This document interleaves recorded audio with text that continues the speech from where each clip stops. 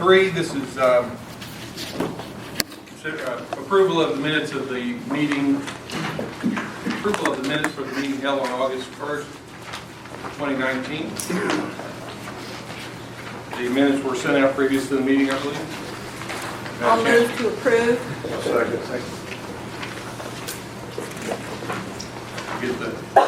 So we have a motion to approve by Ms. Watson-ish, second by Mr. Middleton. All those in favor say aye. Aye. Opposed? Motion passes.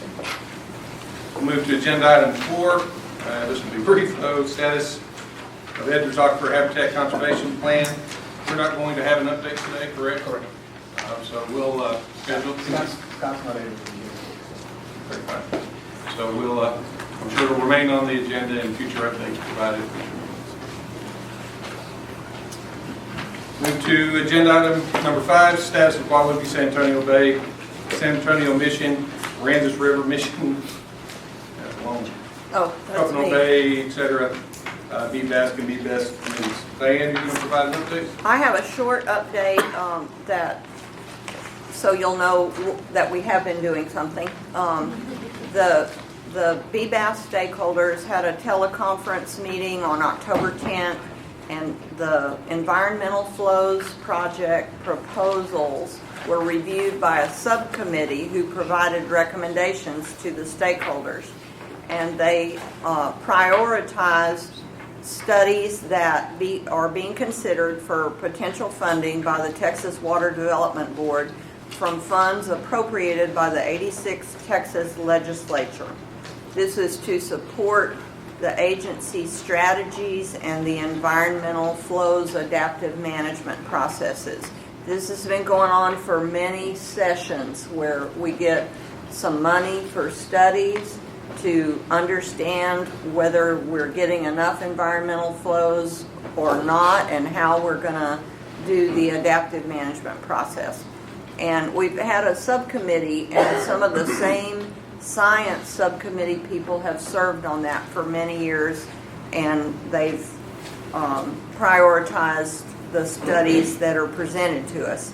So the ones they picked are 1, developing models to forecast ecological outcomes of various flow scenarios on oysters and sport finfish in the Colorado Lavaca Basin, the Guadalupe San Antonio Basin, Mission Aransas, and Nueces estuaries.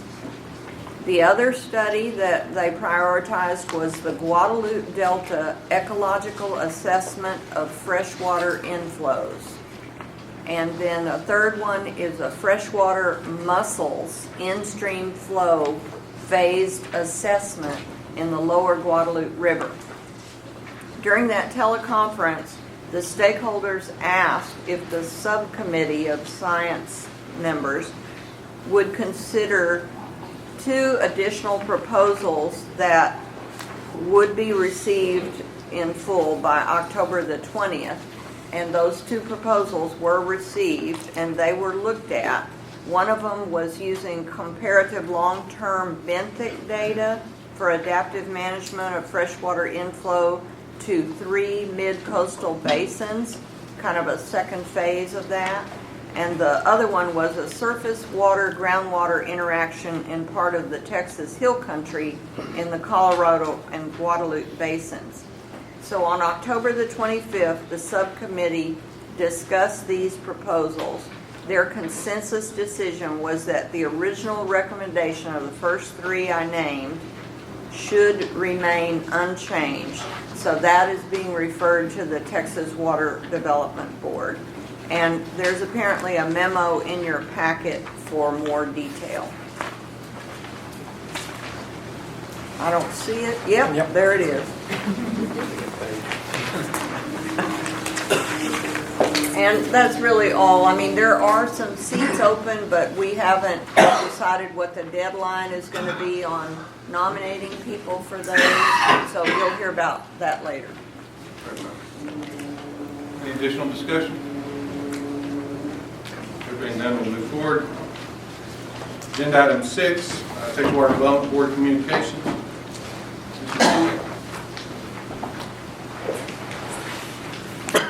Good morning, everyone. I just have a few quick updates for you. We'll start with the House Bill 807 rulemaking timeline.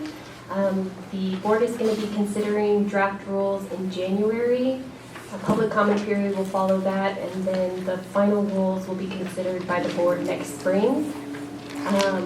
Additionally, last month, the board released the drought management costing tool, which is optional for planning groups to use, but it provides water user group level costs and residential water savings that are associated with implementation of drought management strategies.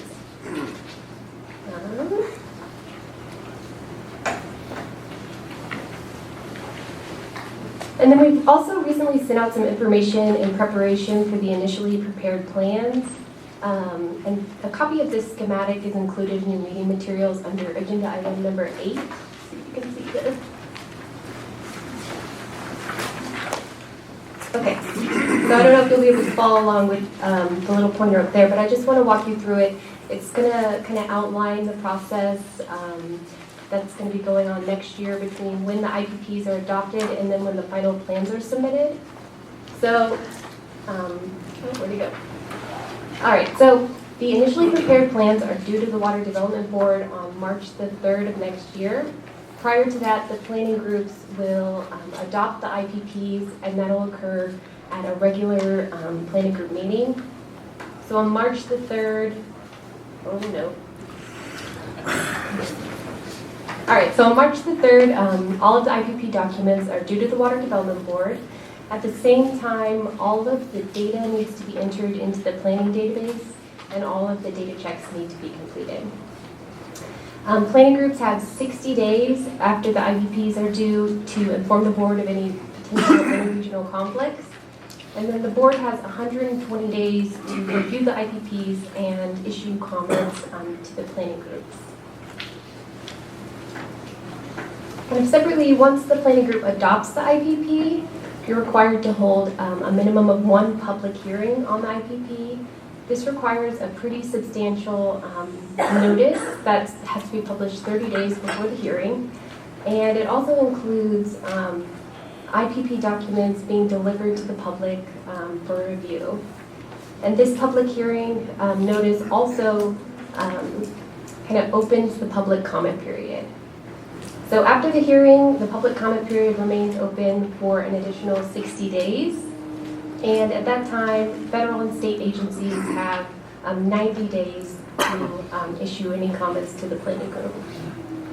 Planning groups then have to consider and address all of the comments that they've received before adopting their final plans. And then those final plans are due to the Water Development Board on October the 14th. So that's kind of an overview of the process. I think Lauren's going to touch a little bit more on the dates that are provided in this document. But any questions on that? That's all I have for you. Thank you. We'll move to agenda item 7, chair report. I have a few notes here. Now, the first discussion item has to do with the election of officers. The election of officers, these positions up here, will take place on January 23rd at our meeting. Nominations will be made from the floor by voting members, and the rules and requirements associated with that process are included within your packet. Assume that's true. There they are. So I encourage everyone to put their hat in the ring, so to speak. The other item to update the group on is Steve Robbie's retirement from Antonio River Authority. So as the notes indicate, Steve's retiring, but it's indicated he'll continue to help the planning group. Is that correct? Yes. My official last day will be January 3rd with the River Authority, but I've worked out an arrangement with Suzanne to assist the planning group and her through the completion of the 2021 plan. So pretty much all the plan. All right. Well, congratulations on your retirement, and thank you for considering us. Okay, that's all I have to pass on for the chair. Move to agenda item 8, discussion and action regarding consultant working student.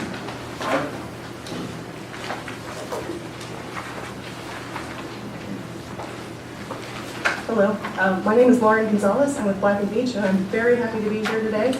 As many of you may know, with Brian Perkins' departure, I have assumed project management responsibilities for the regional technical consultant team. I'd also like to introduce the several members of our consultant team whose faces may be new to you, but have been working on regional for quite some time.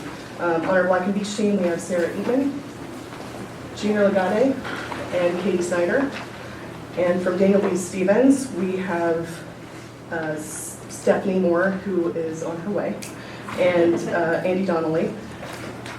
And from SWCA, we have Christine Westerman and Rob Blackowitz. And of course, with Jimenez and Associates, we have Sonia Jimenez. We have a long day ahead of us, so I'm going to be asking some of these members of our team to present some of these water management strategies and other presentations and to lend their expertise. So let's jump right in. You'll find a list on the voting members' desks that includes a list of active projects within the Region L area. There is one new project, which is the W06 Construction Management Project for Black and Beach. It is essentially a continuation of another project that has fallen off of this list because the design of that project has been completed. This is a construction management services project. There have just been minor revisions within the DSA and SWCA project list. Not much has really changed since the previous meeting in August.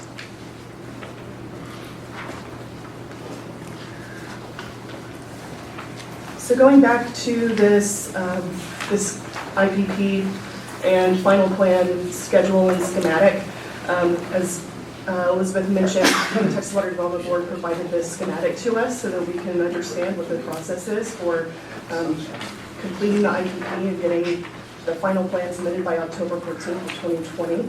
I've gone ahead and I've superimposed these red boxes on top of what they provided. And so these are basically dates for our upcoming meetings.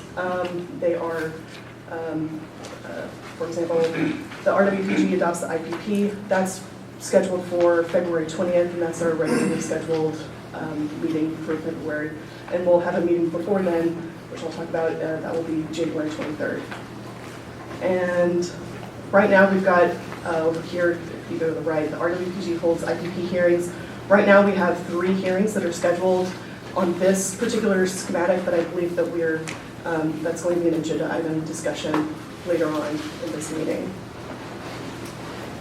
If there are no more questions on that, I'll move on. Lauren, could you speak up a little bit or closer into the mic? Some of us are having difficulty hearing you. No problem. Thank you. So translating that schematic that was provided by the Texas Water Development Board into a schedule. This is a schedule that is probably very familiar to many of you. It's just been modified and updated. To orient you here, we've got a dark green or light green box around November. So that should sort of orient you as to, we are here. We're in November of 2019.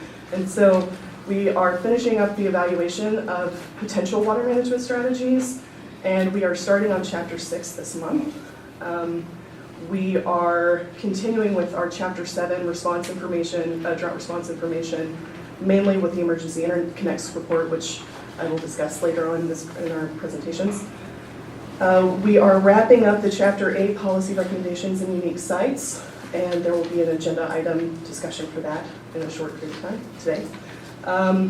And then, as I mentioned, there are a couple of public meetings that are scheduled. If you show down here, the RWPG is scheduled to meet on January 23rd and again on February 20th.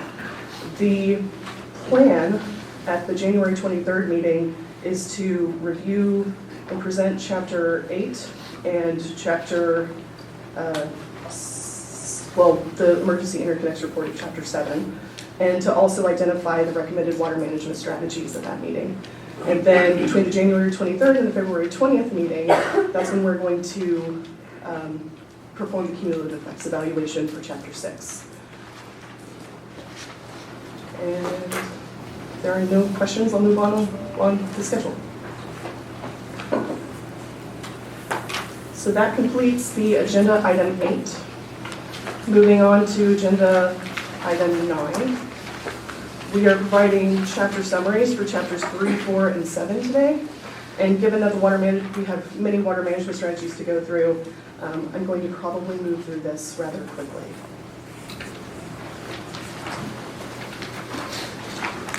So chapter 3 is an evaluation of water supply and availability, both groundwater, surface water, and also reuse. There are 5 major and 3 minor aquifers supplying groundwater to the South Central Texas region. Region L intersects 5 GMAs and includes 18 groundwater conservation districts, which are shown in this figure. Groundwater availability is based on modeled available groundwater or MAG volumes that may be produced on an average annual basis to achieve desired future conditions, or DFCs, as adopted by the GMAs. The following table provides a summary of information pertinent to groundwater availability, existing supply, and permits by county, GCD, and aquifer. In the rightmost column, the remaining groundwater after accounting for the greater of permits issued or existing supplies is shown for 2070. This is the volume of groundwater that could be used for water management strategies. And this table is split among 2 slides.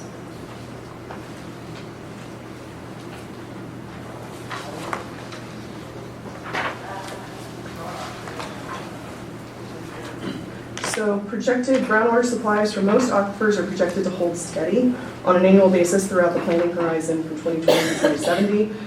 The supply available from the Carrizo-Wilcox aquifers is projected to decrease from 618,000 in 2020 to 581,000 acre feet in 2070.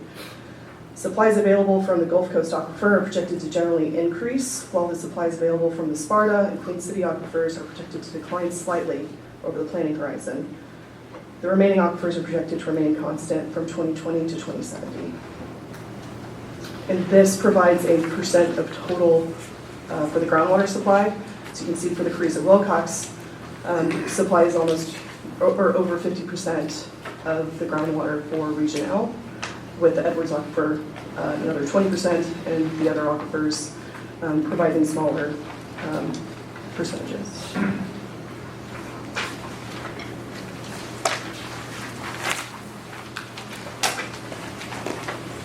Moving on to surface water supplies.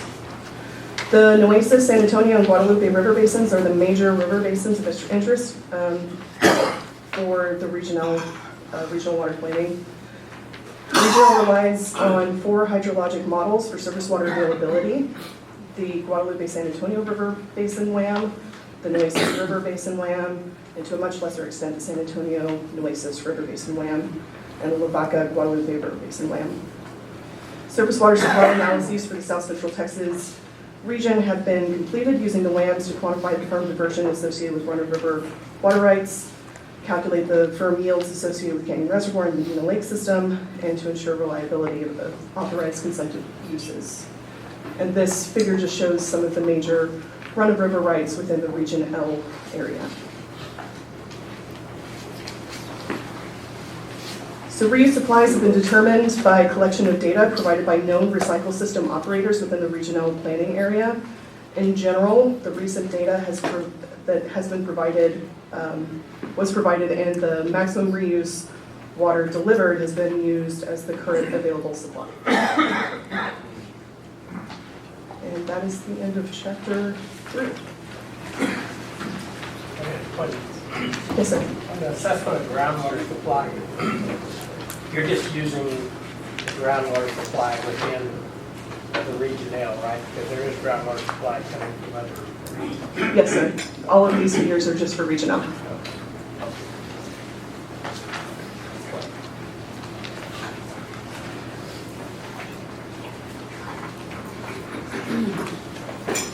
So I want to try to understand what he just asked and what you just answered.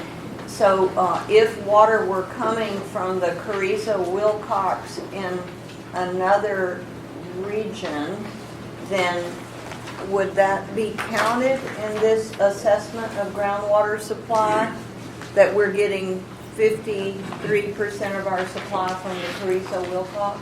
No, ma'am, it would not. It's only the groundwater pump right in our region, It's only the groundwater availability right from the region. availability. Would you mind making an asterisk and clearly pointing that out at the bottom of these graphs so that there's no confusion as to? Sure. Thank you very much. Yeah, and all of this is just a chapter summary, and probably should have mentioned earlier, we will make these chapters available for review by the RWPG once they're ready. So, and the chapter does explain exactly and address that question. In text? Yes, yes, sir. Okay, thank you. Moving on to, I'm sorry, yes, sir? Do you put an accuracy on these figures? On the numbers, sort of like a standard deviation sort of thing, or? Well, you talk like they're 100% correct, and it doesn't seem to me like there's a good chance that they're 100% correct. I figured there'd be an accuracy number maybe. Right. I'm not sure how sort of accuracy or precision is accounted for within these numbers, but considering that this is a planning over a very long horizon, I'm sorry. Go ahead. Oh, Stephanie's here. All of these numbers are from the water. Hi, Stephanie Moore with the consulting team. I just walked in a little bit late. So all of these numbers are actually from the Texas Water Development Board and the MAGs. So within the actual document, we'll have links to those, and there's extensive documentation provided with the MAGs that address the accuracy of these numbers. Fantastic. Thanks. Moving on to chapter 4. So in this chapter, the demand projections from chapter 2 and the supply projections from chapter 3 are compared to identify and estimate projected water needs in the South Central Texas region or regional through the year 2070. If projected demands exceed projected supplies for a water user group or water use type, the difference or shortage is identified as a water need for that water user group. On a regional basis, Region L has a projected annual water need of 207,000 acre feet in 2020, increasing to 418,000 acre feet by 2070. The following slides after this provide breakouts by water use type. So, municipal needs. The need for municipal water accounts for approximately 33% of the total demand by 2070. Municipal needs are significant and increase as the population increases over the planning horizon. Chapter 5 identifies water management strategies to address the current and future needs of municipal water user groups.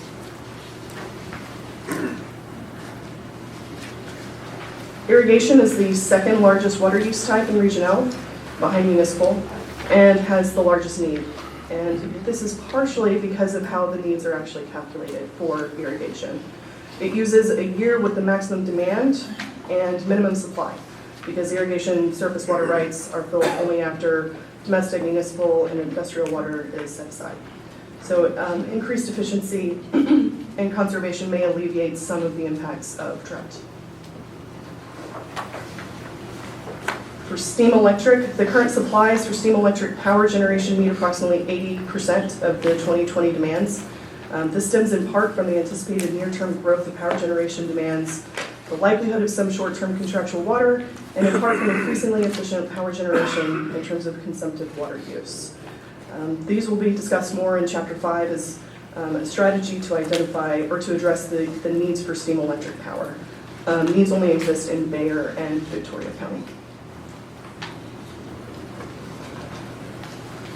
Current mining supplies appear to meet approximately 67% of the 2020 demands.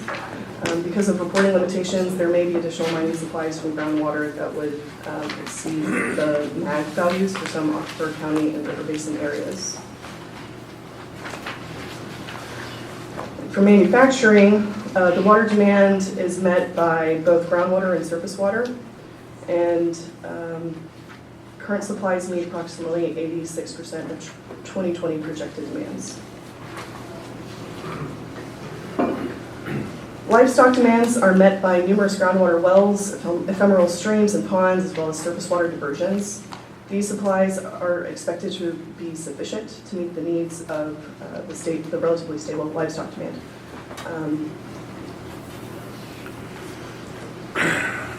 In particular areas, there may be some difficulty providing sufficient water in a drought year, but overall ranchers are expected to manage their livestock within the available supplies. And this is a summary of the regional needs by water user group type, and also provides the total needs for region out.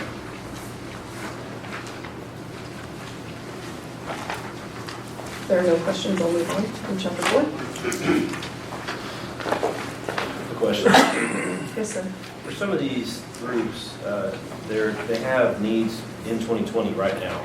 So some have big needs like irrigation, steam, electric, mining. How are they meeting those needs right now if there's a gap? That's a great question.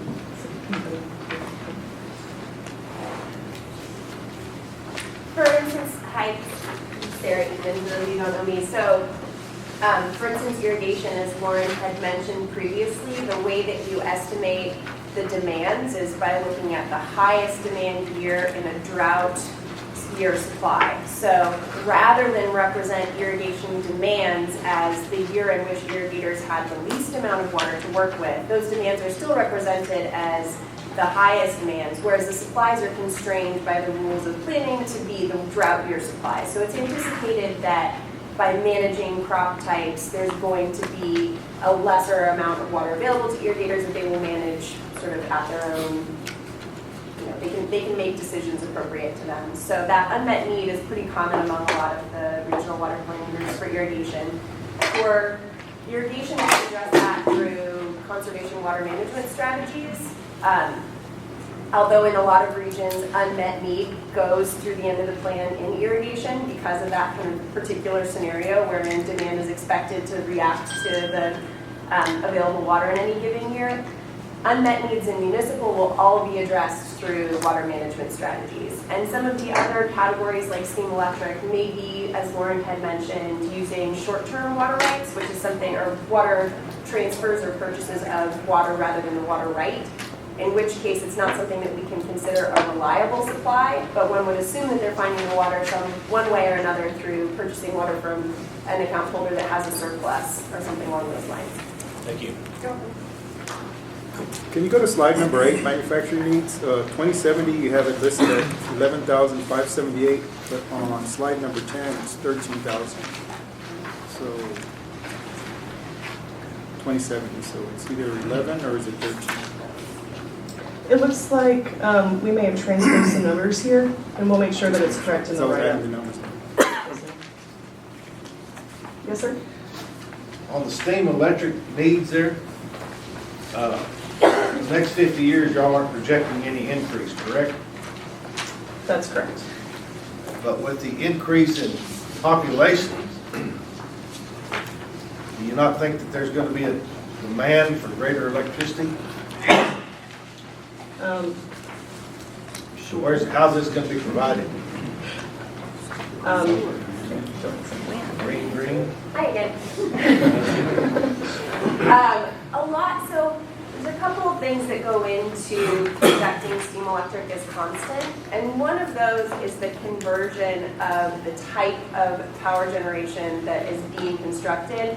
And on the whole, the water demand associated with the newer types of power generation is a lot lower than the older types. So in some ways, it's sort of like having increased, municipal conservation enables the water demand for a particular city to remain fairly constant even as population grows because they're becoming more efficient. And the other hand is that although we're planning through 2070, it is unlikely that steam electric demands would drive any of the water management strategies for the long term. And so we really focus on what we understand about that industry in the short term. But largely, I think, considering mostly it's offsets of conservation with the growth in the power demand. Does that answer your question? And if I could just add to that. Yeah, of course. You know, the water demand projections were developed by the Water Development Board. In the case of steam electric, the board estimates across the state where would be, I guess, some likely places that generation will occur. And so Region L has some of that generation to meet statewide needs. And now whether it'll actually occur here or not, you know, time will tell. But because it's in the official projections, the planning group does have to address it.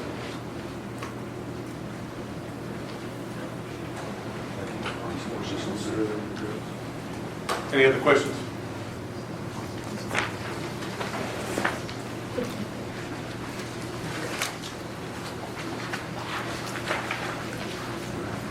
Moving on to Chapter 7, which is the drought response information, activities, and recommendations.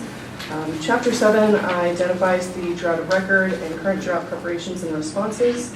It identifies the individual emergency interconnects, which is a topic of discussion for later on in this presentation.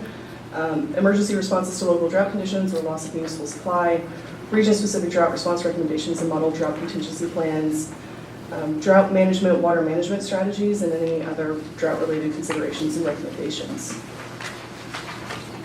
So as many of you may know, there are requirements for water user groups to review and update their drought contingency plans, or DCPs. They're retail public water suppliers providing water service to 3,300 or more connections. Wholesale public water suppliers and irrigation districts are all required to review and update their drought contingency plans. It's required to be revised, updated, and submitted every 5 years to SARA and TCEQ. For this 5-year period, the due date was May 1st of 2019.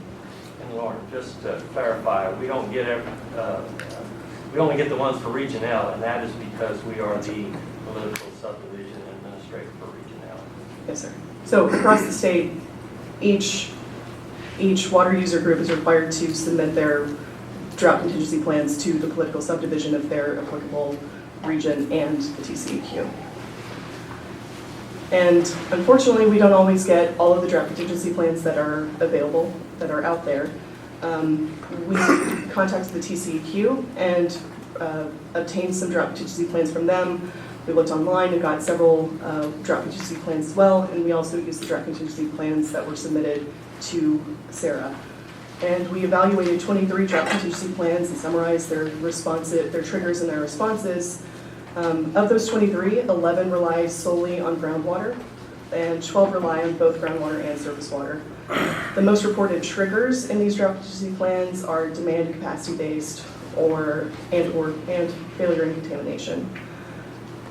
The most reported drought response strategies are irrigation schedules and prohibited uses. So there's a summary of the drought contingency plans in Appendix I, and so that is located in your agenda packet on page 21 of Agenda Item 9. And this summarizes the drought contingency plans that we have received and evaluated. Most of them are from 2019. There are some that are from 2015 and 2013 and 2014, as you can see. We received the City of Jordanton drought contingency plan last week, and so that would be added to here. It's actually gotten 24, but we did not have a chance to update this or the Appendix I, but we will.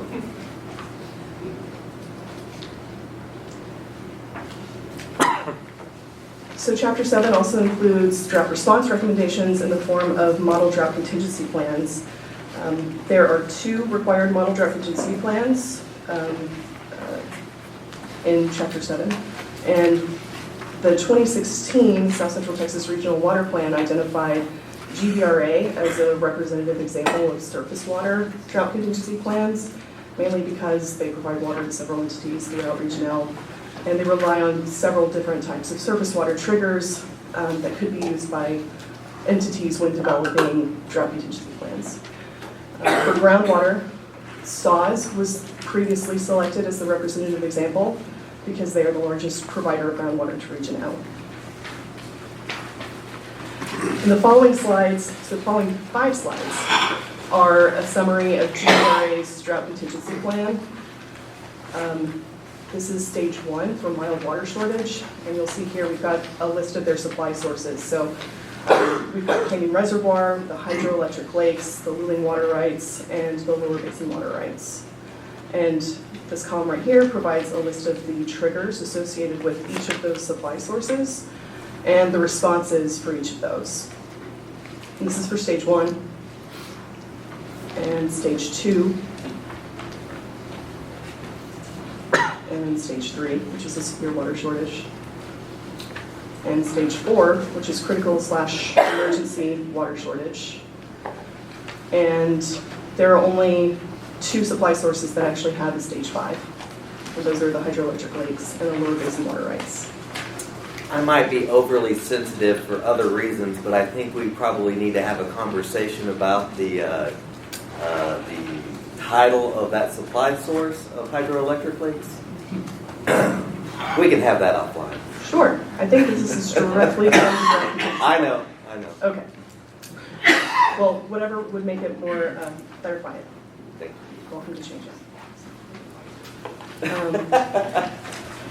For the model groundwater drought contingency plan, this is SAWS. This is just one slide that summarizes all 4 of the stages. Their triggers rely on the Edwards Aquifer rolling average level, and then they're in stages 3 and 4. It's more it's based on also the rolling average level and other considerations. So moving on to the emergency interconnects. So in the 2016 South Central Texas Regional Water Plan, a subcommittee was formed to evaluate the emergency interconnects and collect confidential information. And then high-level information was presented to the RWPG, and then a full confidential report was submitted to the Texas Water Development Board. However, in August 2019, the RWPG chair's conference call, the Texas Water Development Board indicated that they have not utilized those confidential reports to date, and they are now providing flexibility to choose how to move forward with developing that emergency interconnects report. So as long as it includes the minimum requirements, which is to identify the methodology for collecting the information and who is connected to whom, the confidential information, which is basically facilities and locations, does not need to be collected. And so we're requesting for direction from the RWPG on how to address this new guidance and direction from the Texas Water Development Board. So these are just 2 options that we've provided here. I'm sure that there are many more hybrid options that are available to us. But option 1 would be to proceed with the direction provided by the South Central Texas Regional Water Planning Group in August of this year, which was to collect the required information, which included confidential information, and Tom Taggart would have reviewed and provided direction on that confidential information. And then we would present only the high-level information, and then follow that up with a submittal of the confidential report to the Texas Water Development Board. That's option 1. Option 2 is to collect only the high-level information, present that high-level information, and submit that high-level information. This option eliminates the need for confidentiality and the issues associated with open records, Open Meetings Act.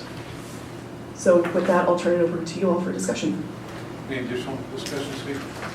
No, So- this would be just a change in direction, so So we've already adopted option 1. We've now learned something new from TWDB with regard to their requirement. option 2 would satisfy their minimum requirements for this reporting. Okay. Is there any discussion on the matter? Is there any reason not to go with option I'm inclined to support option 2. I don't supply it. The confidentiality, can anything that we do as a planning group be quote confidential? I mean, isn't that a misnomer? Well, are you concerned with open records Yes. requirements? Yes, yes. Well, I suppose if any of it, all of it goes to the AG for consideration.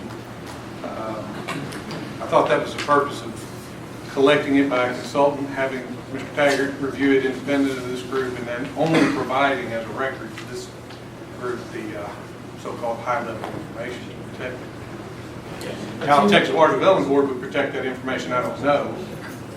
But again, I think it would be useful to hear from the utilities who might be supplying that information, how they feel. Well, there is a provision in the Open Records Act for confidentiality regarding critical infrastructure, and I think that would be the case for the Water Development Board for not releasing that information. That option 2 really takes the planning group out of that whole situation, and because of the guidance that the Water Development Board gave at the chair's conference call, we wanted to present this potential change in direction from what the planning group gave at the August meeting. Have any other planning groups taken action one other way? Have they met before us? I'm not aware. It's just, the consultant team and the administrator got direction from the planning group. So if we're going to do something different, we want to make sure the planning group's okay with that. So Texas Water Development Board indicated to you that they hadn't looked at those reports today. Did they indicate that they had no intention of looking at those confidential elements and putting them to use? That might be a question for Elizabeth. I don't know that we have any plans to have that information or to use that information not for anything, but it is just it was in the rules that if that information was collected, it was submitted to the board confidentiality and then just maintained. But since we haven't used the information, if planning groups don't want to go through the process of collecting that confidential information, you guys have the flexibility to implement it. Okay, very fine. I would move that the committee consider, if there's no objections, us going along with option 2 that's been presented here, and let's move on. Second. Okay, we have a motion by Mr. Middleton, second by Mr. Taylor. Any discussion on this? Being none, move to a vote. All those in favor, aye? Aye. Opposed? Being none, we've changed our mind. We're going to do an option. We appreciate the direction. And the final topic in Chapter 7 is the drought management, water management strategies. There will be a separate drought management, water management strategy in Chapter 5, which includes the periodic activation of approved drought contingency plans resulting in short-term demand reduction and or water restrictions. And that'll be discussed once we get into agenda item 11 regarding water management strategies. And that concludes agenda item number 9. Tim, may I say something? Yes. Just for the planning groups, FYI, I guess, what Mr. Riggs was bringing up about the demand for electricity and the water needs for the future, all dating back to 2070. What a lot of companies, if there's anybody in the room that says I misspeak, please correct me, especially for Saul's. But usually when the electric companies, when they are looking to produce power to the growing need of the state of Texas, the only thing that really restricts them is the price, the water, and the transmission lines. And if they have the transmission lines, well, then they can find the water. You be looking at some of these power plants, the technology they're really looking for is peakers. Nowadays, you have base loaded units that supply the load for, let's say, for example, a hospital. Hospital is base load, stays constant, never changes 24/7. Then you have the peakers like when we come home, we put the lights on at the same time. That's when those peakers come on. And so they have their building units now, they're very economical, and they don't use very much less, they use less water. And if they do use more water, they can put in another cooling tower and maybe even use a water pump they already have permitted, they've been using it for all along. So that, hopefully that answers a little bit of your concern about the growing needs of water and the growing needs of electricity in the near future in 2070, because we've just become a lot more economical on water. And the growth will still be there and the power will still be there as long as we do not use the California model. Okay. And I think Saul's has already done some of that in the past couple of years, where they bring back an old well that's been permitted for that. So it was a good question. I'm sorry I didn't bring it into earlier. Thanks, Tim. Yes. All right. Hello. I'm going to talk about how the planning group is going to provide comment on the chapters that Lauren is giving to us. So she is going to send me the chapters, and then I'm putting them in a Google Drive for the planning group members to provide comment on, and I'm going to give a little tutorial on how that y'all are able to do that. So this is how you log into the Google Drive. All you have to do is follow the instructions that are in your packet. It is right after that section right there that we just went over, comment tutorial for IPP. So you're going to go to Google Drive. You can just Google Google Drive and it will take you here. There is a Region L Gmail that you're going to use to log in that is also on the tutorial page. Click in here, enter the password. Click next.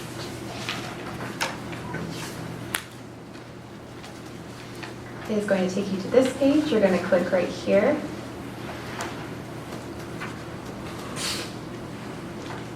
So all of the chapters will be put in each one of these folders. I will also email them to you as soon as I get them. I'm going to give you an example.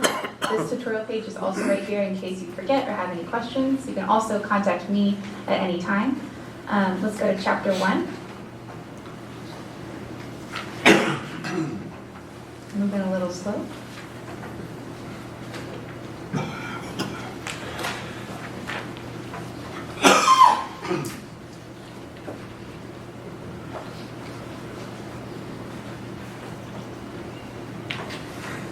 Okay.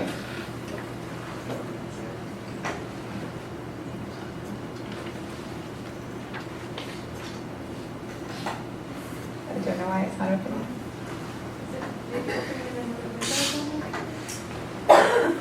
No?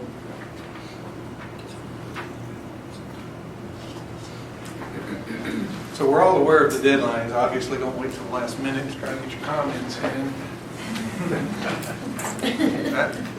The next meeting, we'll have Pat Calhoun give us a tutorial. Get some tech support. Oh, that's easy. Yeah. We don't get access to Google Drive. Oh. Sorry. The issue. Okay. Saw strikes again. Fine.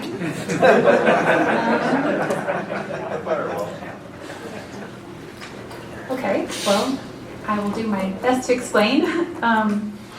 Basically, you open up these folders, and inside is just the PDF of the chapter. There's also a Google form. So you're going to read the chapter and then open up the Google form. I put pictures of what you're supposed to do when you get there. So you see right here, there's a little eye that's going to be in the top left corner of the form. You click on that, and then all you have to do is fill out the form. And the form just asks for your email address, your full name, the organization that you're with, and the comments that you have. And then once you fill this all out, you click submit, and that will send me an Excel spreadsheet with all your information, and I can send that directly to Lauren. If you'll have any questions or comments, I'm really sorry I can't show you explicitly how it works, but it's very, very simple. Are there any questions? Let me ask a few. So this is new, at least new to me, for this cycle, correct? Correct. It's the first time we're going through this. So this is a mechanism through which you're trying to obtain individual comments from the planning group members, correct? So that you can incorporate those, respond to them if needed to be responded to and so on, correct? Is there do we have some sort of time frame associated with completing our reviews of these chapters? There will be. So once we get the chapters uploaded right now. I think it's only chapter 1 and chapter 8. Okay. We'll provide deadlines for each of those as we go along, and Caitlin can communicate that to you. Okay, so as chapters become available, you're going to notify the planning group. They're available for review. Correct. And then the process for the review is to open up the PDF file, read the content, however you're going to review that content. And then, in addition, there's a Google form within those folders that the user will fill out, provide their information and their comments regarding that PDF. Correct. So we don't want you to write directly on the PDF. We want you to put all your comments into this form, so it all goes in one giant piece to Lauren, so she has all the data to look at once. I did get chapter 1 and chapter 8 yesterday, so I'm going to email that out to everybody today. I will send the Google form. If you'll have any issues at all, please contact me, call me, and I'll be able to walk you through it. Any questions? No, thank you. Thank you. Okay. So does that conclude our work under this agenda item? We're prepared to move to agenda item 10. Discussion and appropriate action regarding Chapter 8 policy recommendations from the work group. Steve? Well, the work group did meet, and made it all the way through the chapter, and with their comments and everything. So, as Lauren did explain, Chapter 8 is part of this review process now, so you'll be able to review it. We, initially had hoped to have action by the planning group at this meeting, but because it took a little bit longer for the work group to get done with their task, we didn't want to just pile that on and give you a document with a few days' notice and ask you to approve that. So this gives you a significant opportunity to review it and get your comments in, and the chapter will be up for approval at the January meeting. And essentially, just as a reminder, at the January meeting, that's kind of where we need to button everything up so that the consultant can do the cumulative effects analysis, so that 1 month later in February, we can put the whole IPP together and have it ready for approval. So, Kim, I just wanted to point out to the group that the subcommittee met 3 times about this chapter as in a group and edited. It was not, easy. And so the question I have is, when we go to this Google Drive thing, I assume to help Lauren, it would be best for us when we do an edit to refer to the actual number of the section, like 8.1 or 8.1.1, so you know what the comment is about, right? Yes, ma'am. The section number is preferred over page number. Just to be clear, this isn't a redlining effort that many people are used to, correct? The Google form, the writer or the person providing comments through that form needs to be clear in what section they're referring to, or if they want change in language, right? So it's different than that redline process so many of us are used to. I can add to the form a section where you must write in the section number. I think that may be best just to give us all a reminder. So I'll add that into the form. That's it. Excellent. Okay, let's move to agenda item 11. Let's get a time check here. It's 10:30. Let's hope we can proceed through the entire schedule of projects, strategies to be reviewed. If we need to, we'll make a determination somewhere in this process whether or not we'll break for lunch. We'll do that after you've made some of your presentation. So you guys have probably all seen this list before, but just to recap, these are the water management strategies that were presented at the May and the August meeting.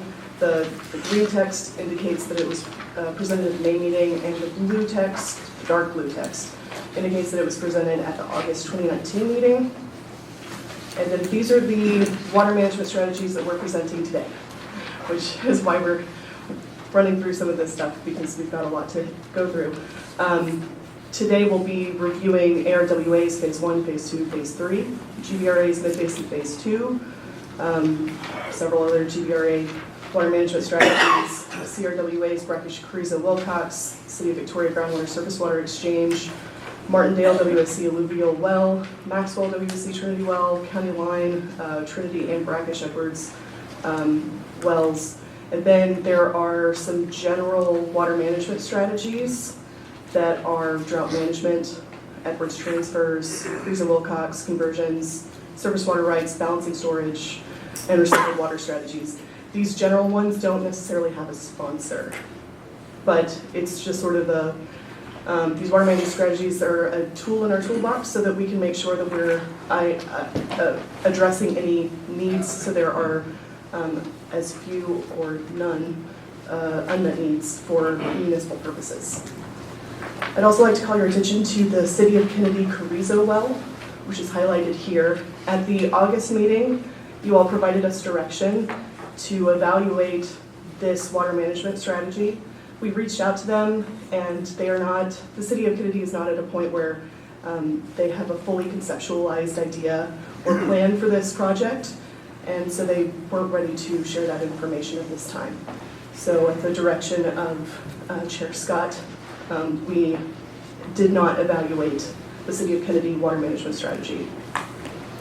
And just to add to that, if at the point in time that the City of Kennedy is more developed with their project, and if they feel they need it in the regional plan, then of course the plan amendment process is always available. You have to do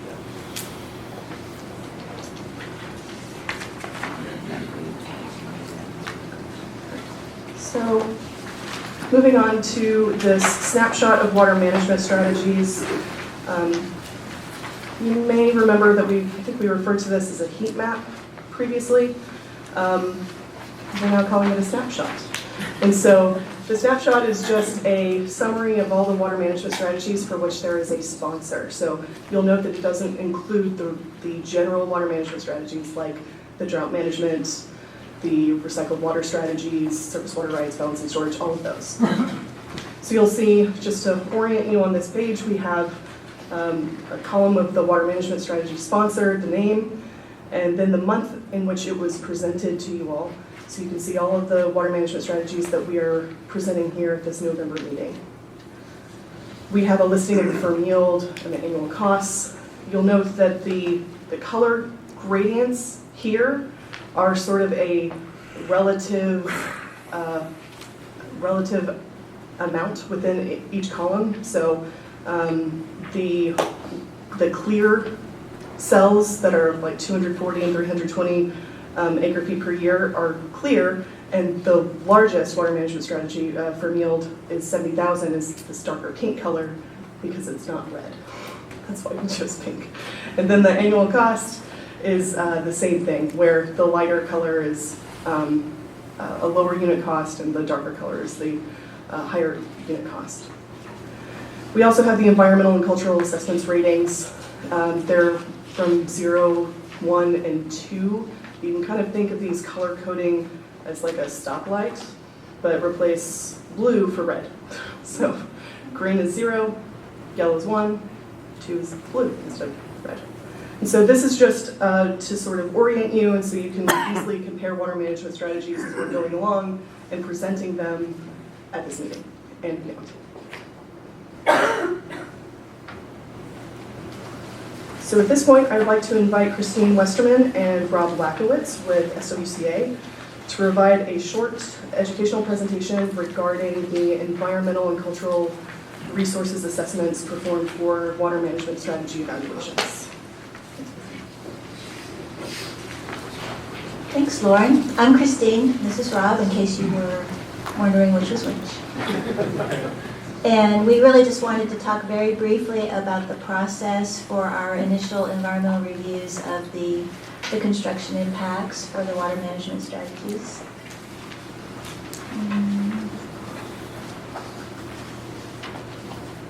So, page down, there we go. So the four major analysis categories we have are, we listed these in the same order that they are presented in the water management strategy write-ups. So the first one is vegetation and land use.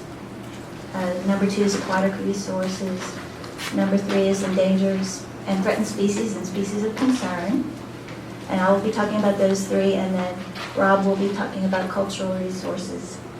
And as we have discussed in some of our previous meetings, the analysis that we did are based on conceptual project locations, because in most cases, detailed or exact project locations are not known at this time. So we have a conceptual location because we had to have something to base our GIS analysis on. So first, vegetation and land use. We look at land use changes because of the water management strategy construction or facility construction and vegetation impacts. And the data sources are Texas Parks and Wildlife Department, Ecological Mapping Systems of Texas. This is a new data source that's become available to us that was not available in the previous water planning session. So these new Texas Parks and Wildlife vegetation maps are much more detailed than the previous vegetation types of Texas that was used. And those are all available in GIS shapefiles, so we can get GIS analysis of the impacts.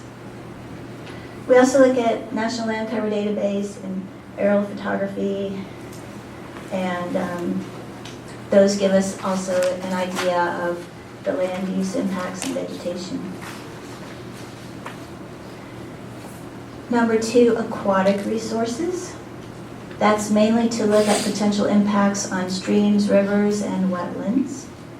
So we have the usual data sources that I'm sure a lot of y'all are familiar with, the National Wetlands Inventory and the National Hydrology Database, topographic maps, floodplain maps, the list of impaired stream segments, Texas Parks and Wildlife ecologically significant stream segments, and aerial photography. And then threatened and endangered species and species of concern. And so we're looking at potential species impacts. We're really looking at, is there potential for suitable habitat for these species to be in your project vicinity?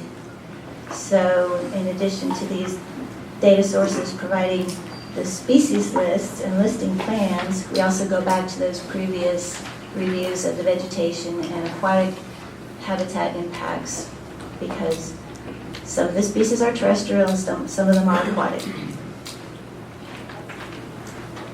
Is there any questions on the data sources or the analysis so far? Then we'll let Rob talk about cultural. Good morning. So when we're talking about cultural resources, we're specifically talking about those that are protected under federal and or state regulations. They have to be assessed either because there is going to be, in water projects, it's most likely due to a review and permit issued by the Corps of Engineers. And at the state level, any political subdivision of the state, if the lands are owned or there's an easement involved with that project. So the federal law is the National Historic Preservation Act, and the state law is the Antiquities Code of Texas. And the triggers, they're both administered by the Texas Historical Commission in Austin. The triggers and the evaluation procedures are pretty much similar because they are evaluated by the same agency. So the background data that we're using for these projects involves sort of the geographic factors that we'll be talking about, but existing data sources on known cultural resources and whether or not they have a protected status. So that includes the Texas Archaeological Sites Atlas, and that includes any known archaeological sites, so that's the below ground cultural resources. Cemeteries, of course, they're not actually protected automatically under either of those two regulatory acts, but are obviously included because impacts to them would be problematic. And then cultural resources also include above-ground buildings. So they are looked at as well. And the cutoff is 50 years. So anything older than 50 years has to be assessed under the two acts for whether or not they have that protected status.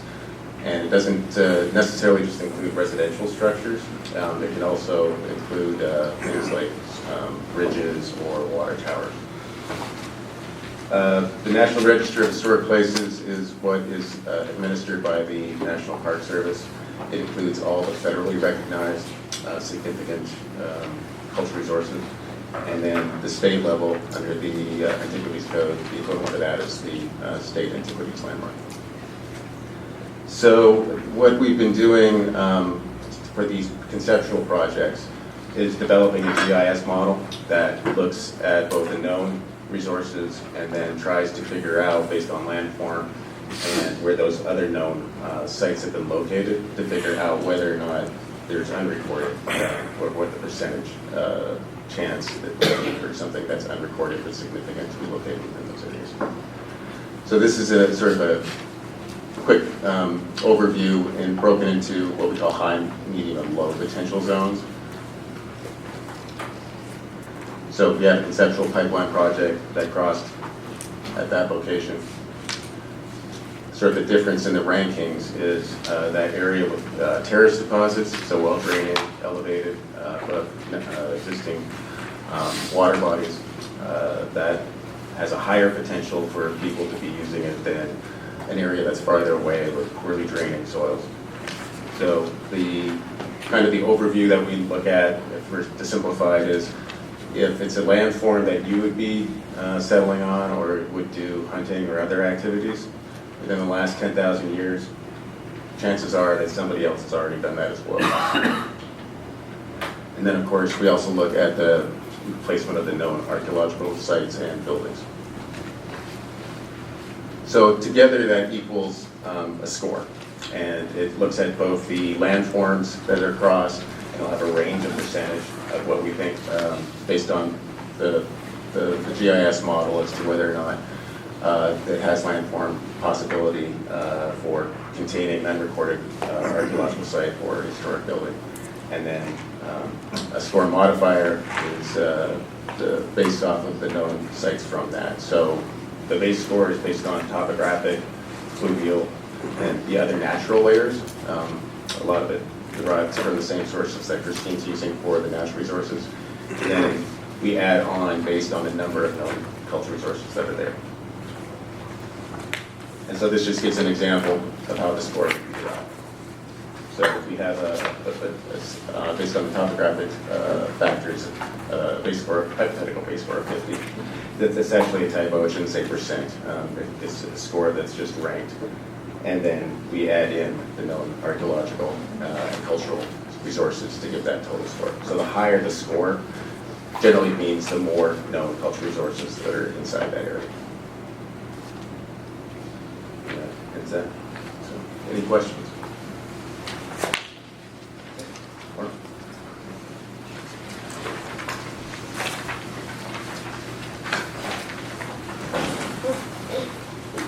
Thank you for standing up. So the purpose of that educational presentation was just to basically orient you with understanding the environmental and cultural resources evaluation portion of each water management strategy evaluation. So we're going to start off with the general water management strategies first. And so the drought management water management strategy was recommended in the 2016 South Central Texas Regional Water Plan. It assumes a demand reduction for a water user group by activating a drought contingency plan or water restrictions. It's applied to WUGs that only exhibit needs in the 2020 decade, and the reductions are applied just for the 2020 decade. And the yield is the year 2020 projected demand with either a 5, 10, 15, or 20% reduction. And in the 2016 plan, the RWPG used a 5% reduction. And I can explain a little bit more about that in the following slides.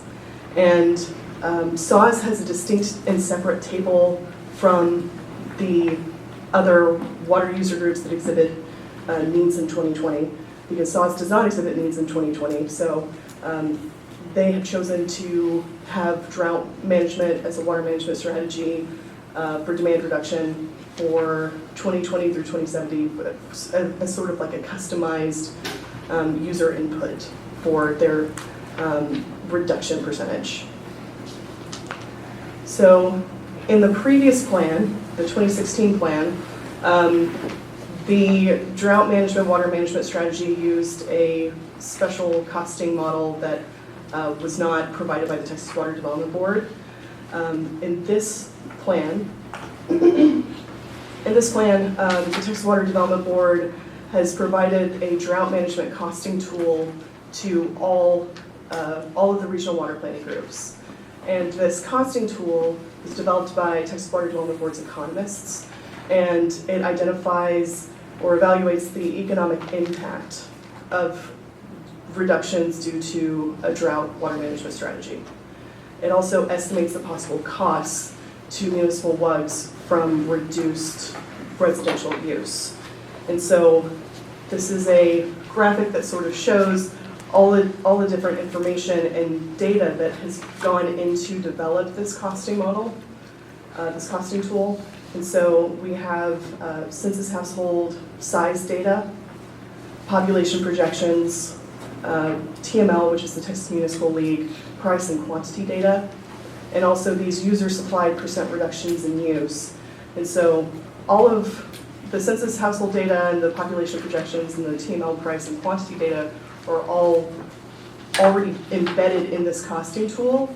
And what we would provide is this user supplied percent reduction in use. And as I mentioned, the 2016 plan, the RWPG chose to move forward with a 5% reduction. And so using that 5% reduction, you can show what the reductions in total residential water use is by volume, and then the costs associated with actually reducing those, reducing that use. So I should start off by defining a few things within this drought management costing tool. It's very dense. They put a lot of work into developing this costing tool. For our purposes, we use the total annual water reduction or yield, which is provided in acre feet. And that's the total annual reduction of all household water use due to drought management plan implementation or water restrictions. And again, that's based on this desired percent reduction that would be set by you all. And that's where we're going to be requesting direction from you all in a couple of slides. There's also the total annual cost in 2018 dollars, which we'll be presenting in the following slides. And it's the total annual cost for foregone water use, which is an economist term for economic impact, essentially. So it's the monetary value of the adverse impacts upon consumers, economic impact, due to the reduction in residential use. So the following tables, the following 3 slides, is just one table that shows all of the entities that have identified needs in 2020. And then this shows the yield. This was the total annual water reduction in volume. If you apply a 5% reduction, a 10% reduction, 15% reduction, or 20% reduction. So it's like 5% of the 2020 demand, or 10% of the 2020 demand. And so we have a table here that shows the yield reduction, and then the following tables after that show the costs associated with that reduction. So this is just for informational purposes to help guide you all with determining what percent use reduction you want to choose. It's table 2, or table 2.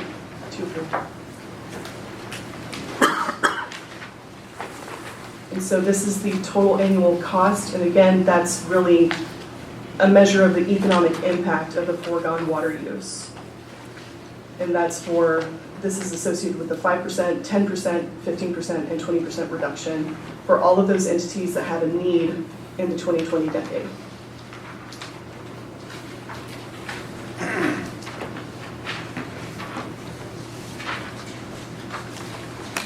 And so, we are requesting direction from the RWPG for the user inputted drought management reduction percentages.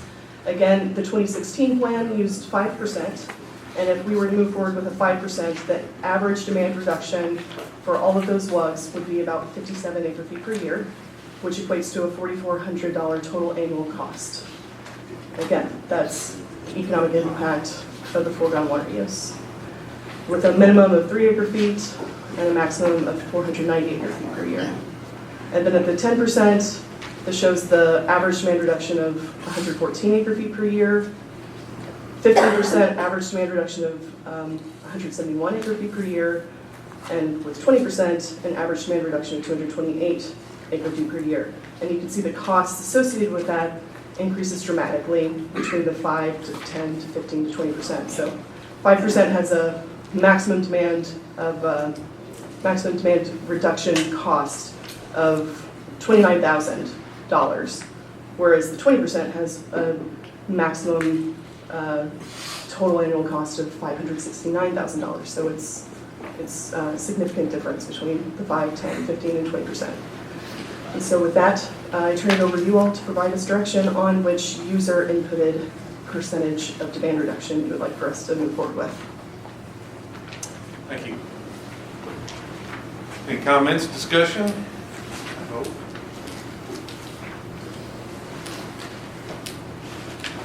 So what was the purpose of going 10, 15, and 20? Was there just some reason that, what was the reasoning for that? I mean, they're just round numbers. These were the same percentages that were used in the 2016 plan water management strategy, to just as an example to show this is what the demand reduction could be. But you're asking for direction for us to either select one. I think the previous plan you had 5%, correct? Yes, sir. Let's stick it at 5.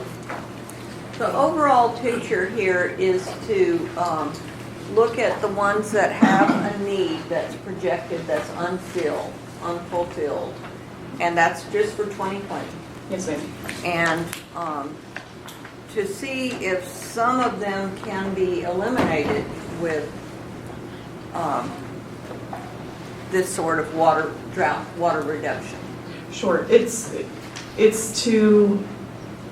is just another water management strategy in our toolbox that would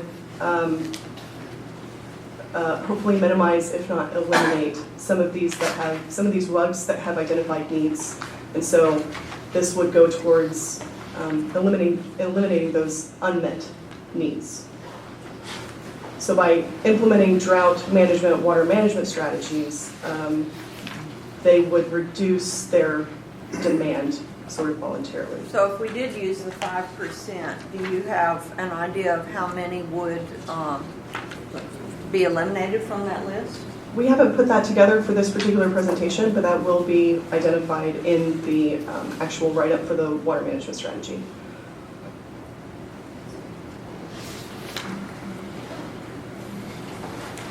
I think that's a good point, because you can't determine, you're asking for 5%, but who would benefit from this 5% and what percent, what rate would they benefit at 10 or 15? It's just without knowing what the benefit would be. And none of them have suggested a reduction for water reduction by having this kind of drought management strategy? None of these ones that are listed? None of these that are listed. However, the slide after this shows San Antonio water systems. They have chosen their own use reduction percentages, which each water user group could potentially identify their own reduction percentages. It's just that SAWS is the only one that has done so. So we'd be assigning these people who have needs to reduce by a drought management strategy, we'd be assigning that as a group. It would be more like a designation of, if you choose the 5%, then we can go into our sort of accounting system and identify that these identified needs, maybe they're not needs anymore, they actually have a surplus if they were to implement their own drought contingency plan strategies. And so it's a suggestion, not an assignment. That's right. Because this is all a lot of accounting on the back end, just to make sure that we're meeting all identified needs. But the suggestion needs to be tied to reality. The 20%, if that's not reasonable, that anybody would accept that or be able to come up with a 20% reduction, it just seems like the 20% would be off the table. So I think you're kind of getting into, is it 5%, is it 10%, and what's reasonable and what's reality?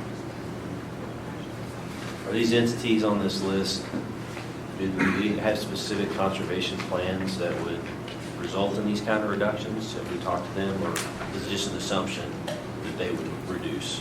It's just an assumption that they would reduce during drought. But they are, many of them are required to have drought contingency plans. And kind of with Mr. Ramsey, if we don't have assurances that something's going to happen, it's kind of hard to pick a number. But if I had to, I'd pick 5. It seems like 5 could be done very easily. I think so. As a reference point, Region H went through a lot of debate on this, exactly around the reality and what expectation would be. And they've actually chosen not to put a drought management strategy into their planning cycle. Well, in this region, it's so accepted. We're one of 4 regions. So when faced with this question, they pick 0%. Yes. I think in this region, because we see such swings in rainfall, I think drought contingency plans are generally accepted. At least they seem the norm in most cities.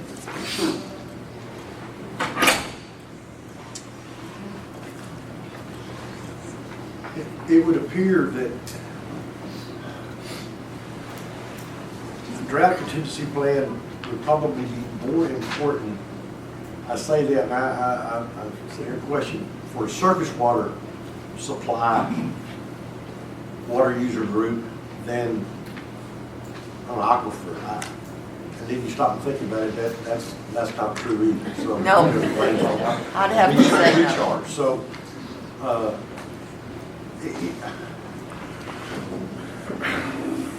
in other words, it's voluntary. I mean, state law doesn't, maybe there's some restrictions based on permitting of surface water where you've got to reduce for some reason, but the state can't make or hasn't made a water user group have a drought contingency plan. Is that correct? Whereas it's not, you're not forcing a contingency plan. In the planning process, we're suggesting that an unmet need could be satisfied by reduction, is what you're saying. That's very well put, yes. An unmet need could be avoided or satisfied by this water management strategy. Well, if a water user group doesn't have a need, I'm thinking about a city, then why would you adopt a drought contingency plan that's harmful, so to speak, to you financially? If they don't have a plan to reduce, it's kind of the same as putting a project in there that would add capacity if they don't have a plan. I mean, Yes, it's like conservation. I mean, conservation, you're already trying to reduce the use of the resource through conservation efforts. And then this would be on top of that, I'm assuming, to where, Yeah, I think conservation and drought contingency are 2 separate entities. Yes, Steve. If I could maybe give a little perspective, and I'll start with conservation and move to drought contingency. planning group in past plans has just taken a position, we're going to put conservation in as water management strategy for all water user groups, whether they have a need or not. Because they just, previous planning groups felt that was just an important statement to make in this region. Drought contingency could be in that same category. If the planning group wanted to make the statement, we feel drought contingency plans are important. Obviously, depending on each individual water user group's situation, drought contingency reduction may be different, but if the planning group just wants to make a statement to have it in there, they could do that, and they could pick one of the lower levels. Now, I just checked with Elizabeth. The board rules requires that the planning group has to evaluate drought contingency as a water management strategy, and if you elect not to put it in, you have to explain why. You have to consider it for ones that have needs. And then you document the reason why it wouldn't be feasible or recommended if you choose not to. So going back to the 2016 plan, the planning group at that time felt this was important, but they chose 5%. So that's there. And if anybody had a specific alternate, and in the case, I don't know if SAWS had that specific table last year, but I suspect they did. They could do that. But again, what the planning group can say, we believe drought contingency is important, but we'll, And I think any utility or city or water user group could, from the standpoint of could probably make a 5% reduction without putting them out of business. Sorry. Well, you start getting into that 20%, those numbers get big. And the survival of that water user group may not last even a year at those numbers. So I would think that 5% would be, if we're going to consider it, would be the suggestion to try to achieve. Well, I'd like to say if we're here for the next planning, for the next plan, that we look at the chart that SAWS has given us, and they've got 12% for the next stage. So we all ought to be thinking about whether that may be a cost-effective solution next time, because water projects get more and more expensive. Well, the HCP has dictated a great amount of that 12% that the rest of the water user groups may not be totally different outcome. I mean, so I can understand why SAWS is separate or has its own. But the rest of the water user groups that may use surface water don't. We have our own restrictions built in with possibly flow regime, or a flow level that we have to quit pumping. Well, SAWS has more and more water that comes from other sources besides the Edwards Aquifer, so I think that probably a lot of us are going to be in a position to consider 10% in the future, but I'm okay with 5% if y'all want to do that this time. I would make that motion. Second. Board made the motion to advise you to use 5%, seconded by Jonathan. Any additional discussion? All those in favor say aye. Aye. Opposed? Motion passes. Yep. Thank you, we appreciate your direction. And just to summarize this water management strategy, this is the table for SAWS, and as you can see, the demand for 2020 is 239,028 acre-feet per year. Using a 5% reduction, it would include a drought management savings of 11,000, about 12,000 acre-feet per year. They currently have a surplus in 2020 of 8,000 acre-feet per year, and so the addition of this 11,000 or 12,000 and the 8,000 provides an identification of their surplus and or need. And so as we get further through the planning horizon, we're showing more need. But you can see here in this fourth row down that this is the expected savings or demand reduction from the drought management and water management strategy. And that concludes this water management strategy. Any additional questions?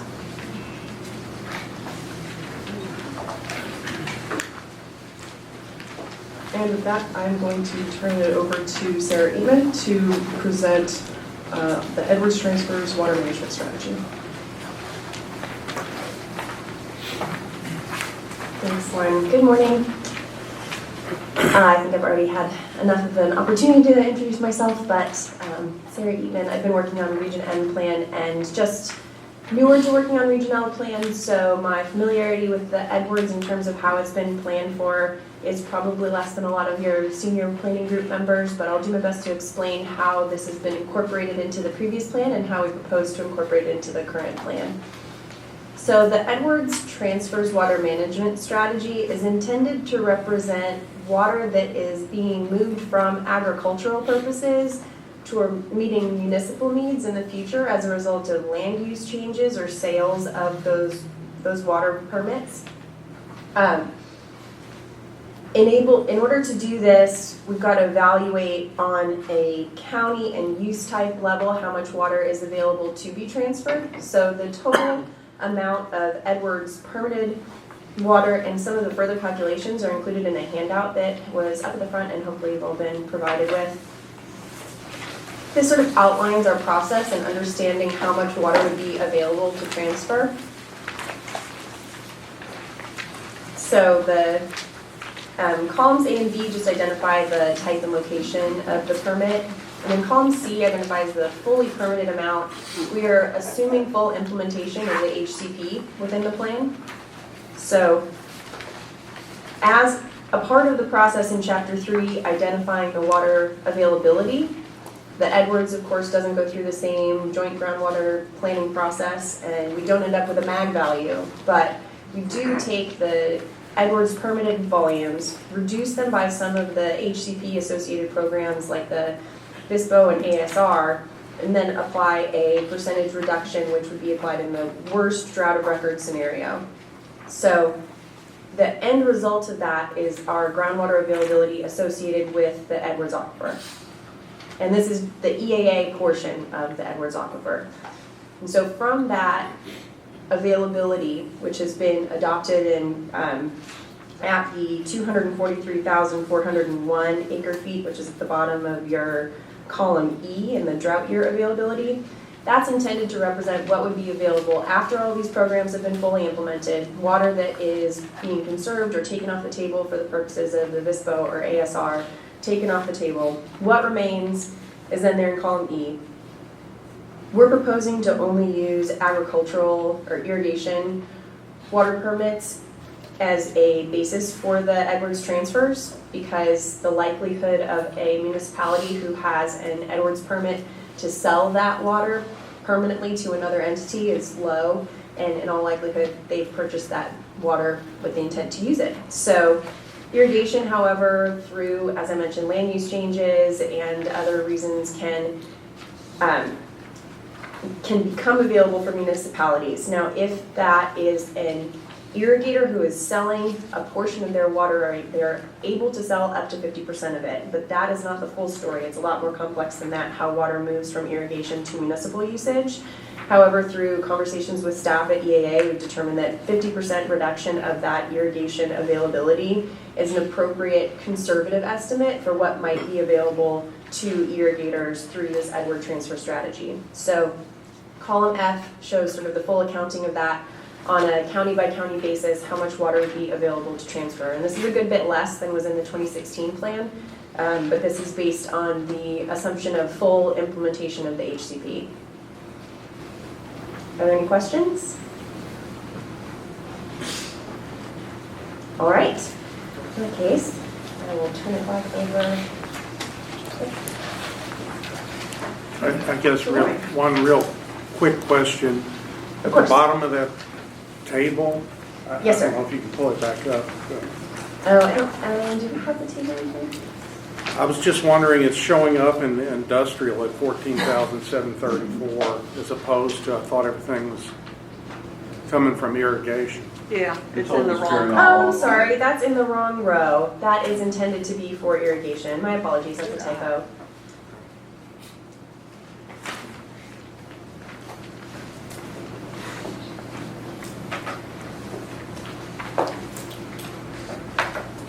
Should be in irrigation. Any other questions?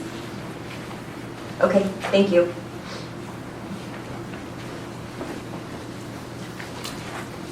All right. Moving on to the next general water management strategy, which is the Crizo-Wilcox conversions.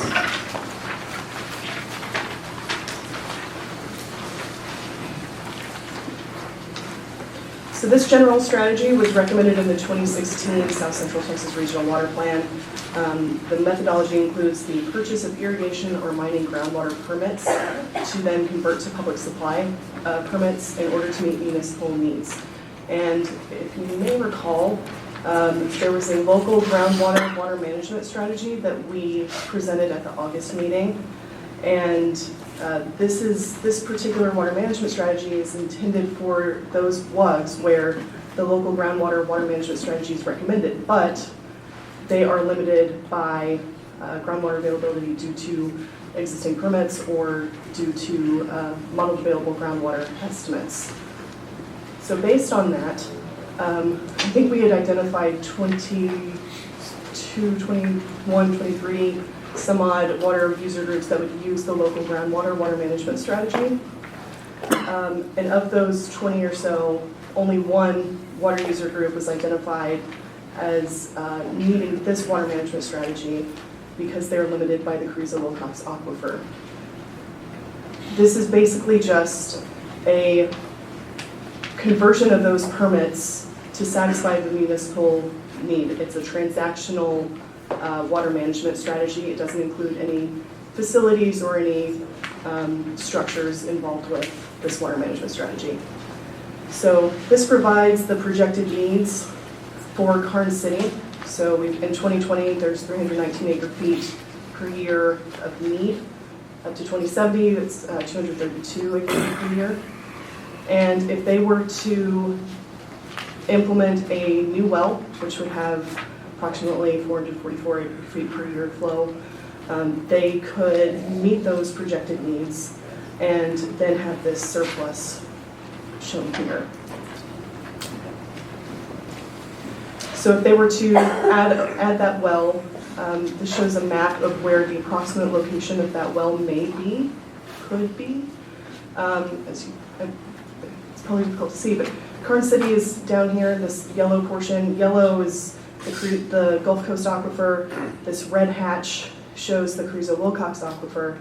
Karnes City's existing wells are located to the northwest, closer to Falls City. And so this just shows an approximate location for a new Karnes City Crizo-Wilcox well if they were to implement this water management strategy. So the environmental and cultural considerations would be any evaluations would be necessary at the time of implementation.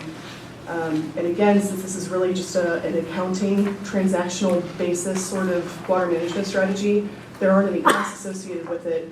For our planning purposes, the cost would basically be limited to the negotiations with a willing seller of those permits or rights. And that concludes the Crizo-Wilcox conversions. Are there any questions? Yes, sir. That's different than the Kennedy well? Yes, sir. As much as we know about Kennedy well. Well, they The want city to of go out Kennedy does have 3 permits in place for 3 Carrizo wells, but I think they've got a long road ahead of them as far as what they need to do as far as pipeline easements. And also there's been a substantial change in the leadership in the city of Kennedy within the last 6 to 9 months, so there's been a little bit of uncertainty there as far as what's going to actually happen. But the Evergreen has granted them permits for 3 1,000 GPM Cruiseville wells, which is further north of that area that was identified there. Just an FYI. Any other questions on this water management strategy?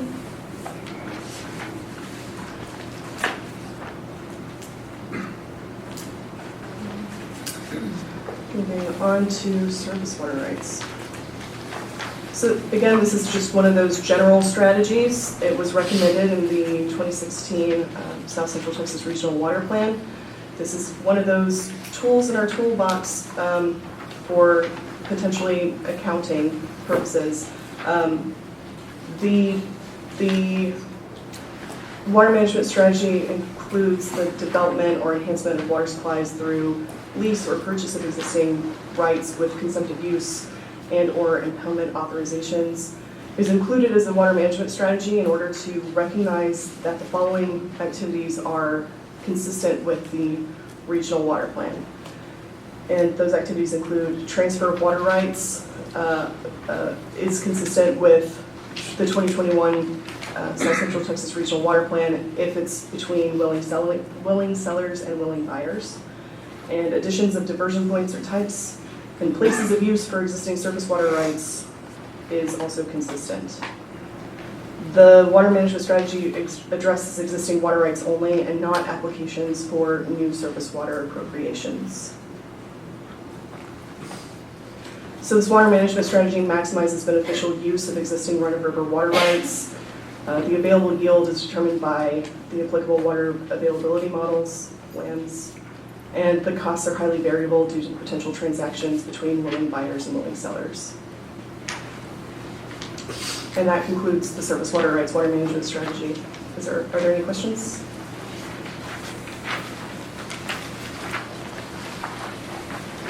So similar to the surface water rights water management strategy, the balancing storage water management strategy is also included to recognize that storage is needed to firm up supplies from run-of-river diversions or interruptible groundwater sources, and to ensure that supplies delivered through long-distance conveyance facilities are available to meet daily and seasonal demands. And this was also a recommended water management strategy in the 2016 plan, and it's carried forward for the 2021 plan, subject to your approval, of course. So the available yield is determined using various models and tools, including various water availability models, FRAT, the flow regime application tool, groundwater availability models, and spreadsheet models. The environmental considerations are limited to terrestrial habitats because the water management strategy considers existing and authorized for use water rights and groundwater rights. And storage is off-channel or underground. And again, the costs are highly variable due to specific project needs. And that concludes the balancing storage water management strategy. Are there any questions?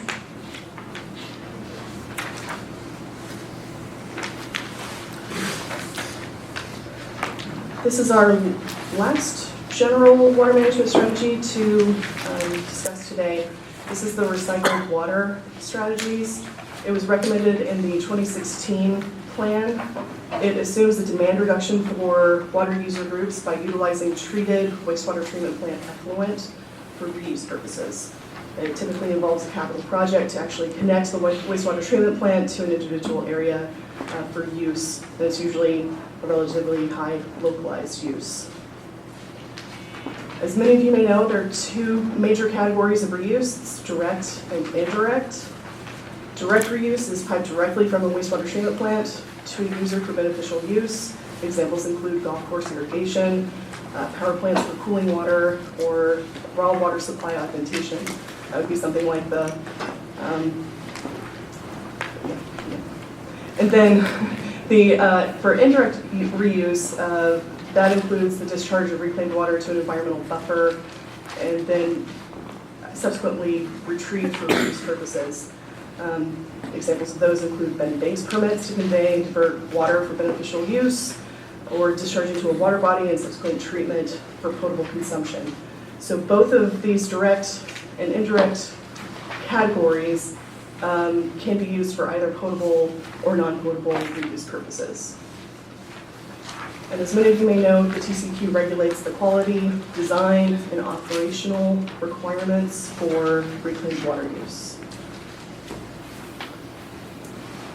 So the following identifies potential recycle water management strategies for known users of reuse, and that includes their anticipated plans. We reached out to these users in 2018 and 2019 to get an idea for what reuse projects are planned in the next 50 years in the planning cycle.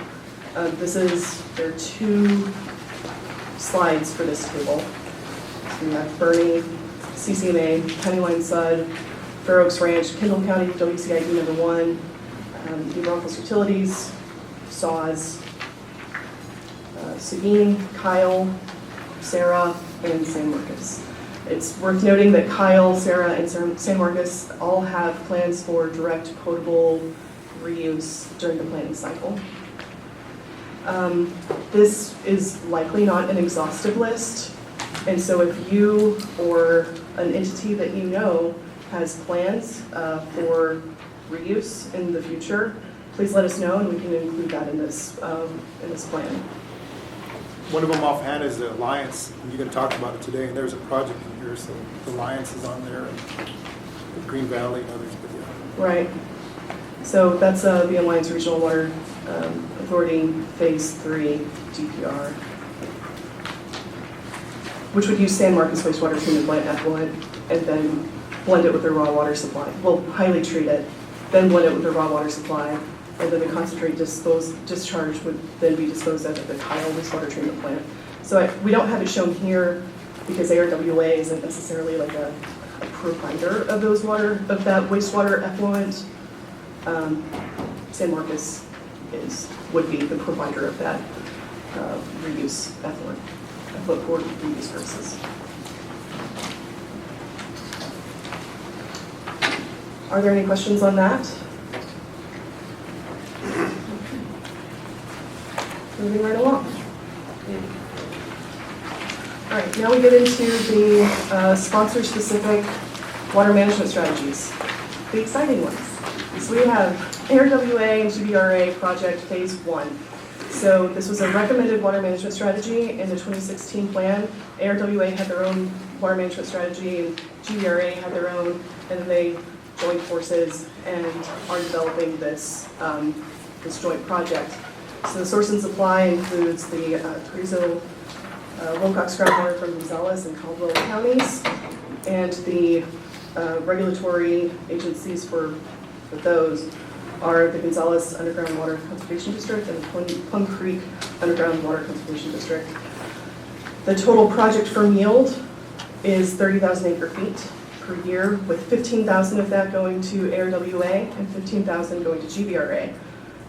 We have listed the customers for ARWA here as San Marcos, Utah, Kyle, CRWA, and within CRWA that includes Green Valley Sud, Crystal Clear Sud, and County Line Sud.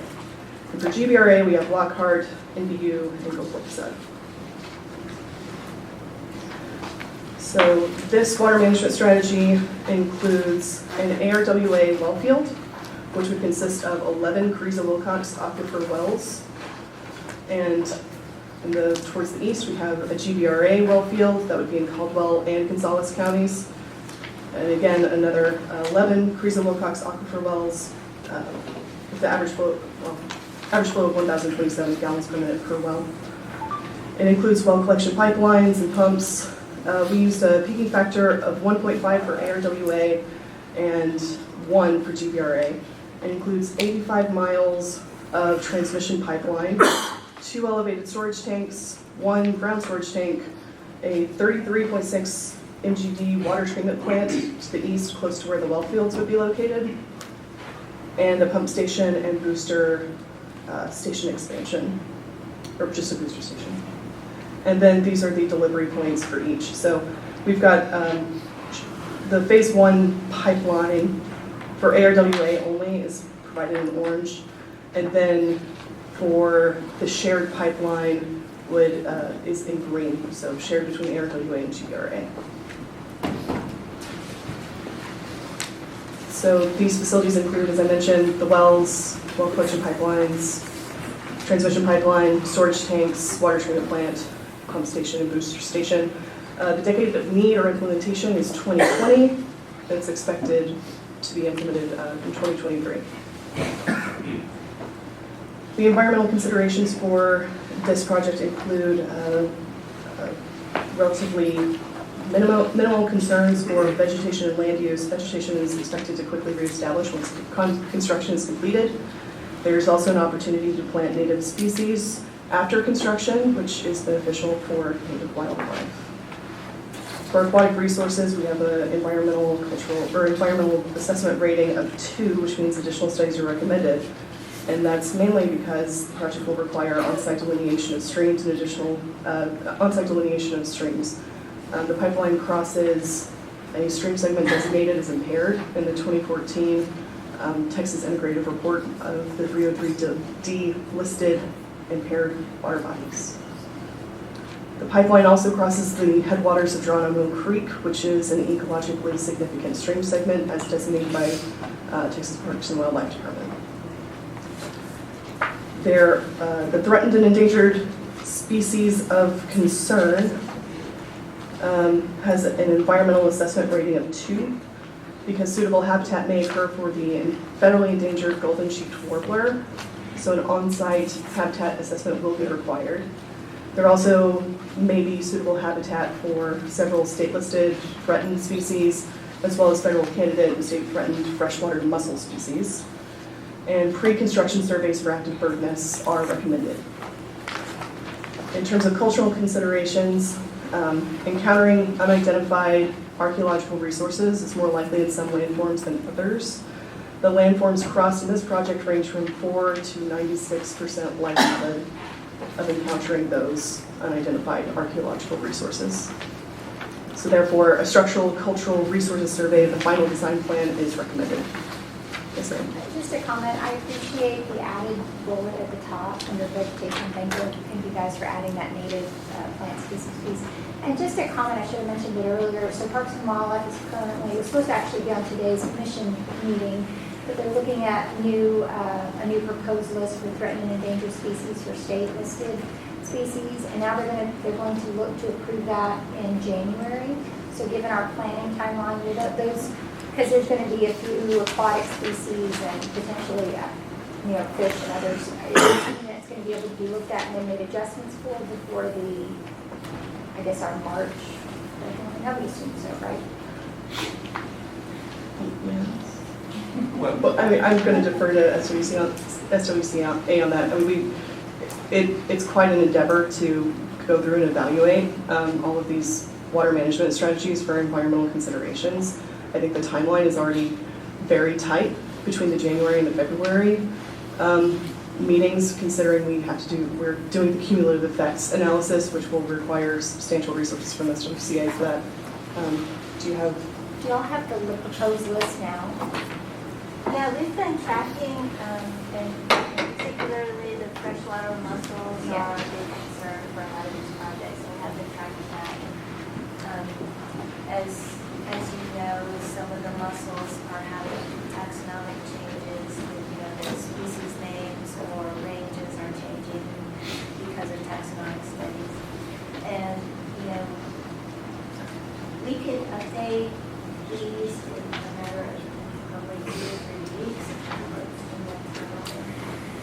The other option is for us to address it between when the IPP is adopted and the final plan. Yeah, and plus we can include, a comment here that As of the date of this. When the come around, that we're going to date for those, and that they will be evaluated for the next version.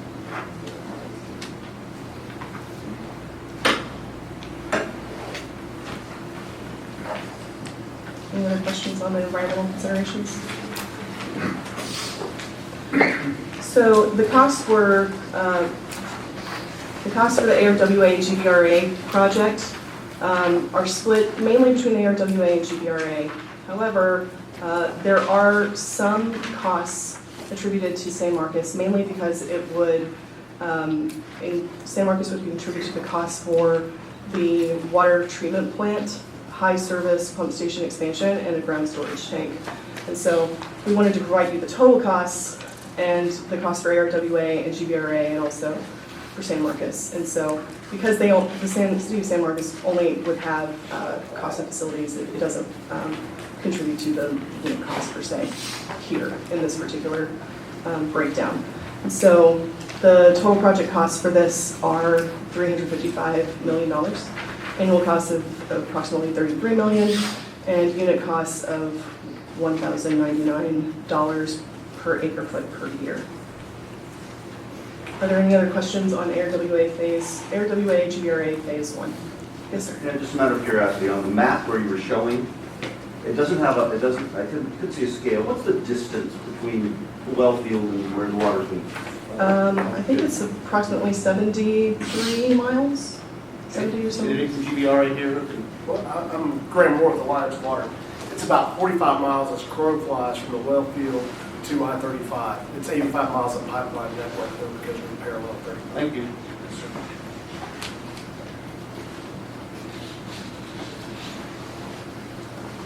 Any other questions? So moving on to ARWA phase 2. So this was also a recommended water management strategy in the 2016 plan. However, it was lumped together with the phase 1 project for ARWA. Again, there were some splits and combinations between ARWA and GBRA. So, but the basic information was recommended as the water management strategy in 2016. The source of supply includes a Carrizo-Wilcox groundwater from Caldwell County. The total project firm yield for phase 2 is 21,000 acre feet per year, and they have the same customers as listed previously for phase 1. And this table provides the firm yields for each of the phases that ARWA proposes as water management strategies. So the ARWA GBRA phase 1 project included 15,000 acre feet for ARWA. And for phase 2, it's 21,000, and phase 3, which I'll discuss after this, is 5,500 acre feet per year. So combined, the 3 phases would provide 41,000 acre feet per year yield. So the ARWA phase 2 project includes a new well field just south of where the water treatment plant under ARWA GBRA phase 1 would be. And it also includes an expansion of that water treatment plant. So it would be a 28 MGD expansion, bringing the total capacity for that water treatment plant to 61.6 MGD. It also includes a parallel pipeline, and this is 28 miles. So I apologize for that inaccuracy earlier. And this, again, this pipeline would be parallel to the phase 1 pipeline. It also includes ground storage tanks and a booster pump station expansion. And again, the facilities include 15 Carrizo-Wilcox aquifer wells with an average flow of 1,012 gallons per minute per well. Well collection pipelines and pumps, a peaking factor of 1.5, transmission pipeline, ground storage tanks, water treatment plant expansion, and the booster pump station expansion. For the environmental considerations, again, the vegetation would be expected to quickly reestablish once construction is complete, and there's an opportunity to plant native species of grasses. For aquatic resources, the project would require on-site delineation of streams, and so additional studies are recommended. For the threatened and endangered species of concern, their suitable habitat may occur for several state-listed threatened species, federal candidate and state threatened freshwater mussel species, and pre-construction studies for active bird nests are recommended. For the cultural considerations, the landforms across this project range from 4 to 77% likelihood of encountering significant unidentified archaeological resources. And so a structured cultural resources survey of the final design plan is recommended. The costs for this water management strategy include total project costs of $130 million, annual costs of $13 million, and unit costs of $635 per acre foot per year. Are there any questions on the ARWA project phase 2?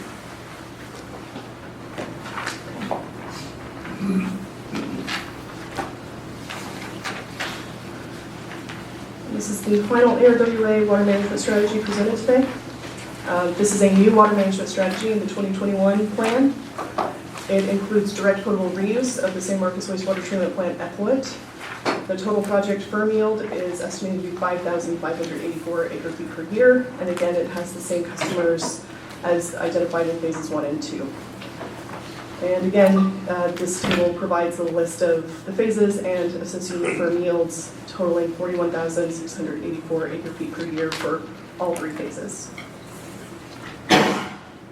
This project includes installing direct potable reuse water treatment plant, so advanced water treatment at the San Marcos wastewater treatment plant to treat San Marcos's effluent to drinking water standards. A transmission pipeline for the finished water to a booster station. It includes also a booster station expansion where it would then be blended with raw water, treated water.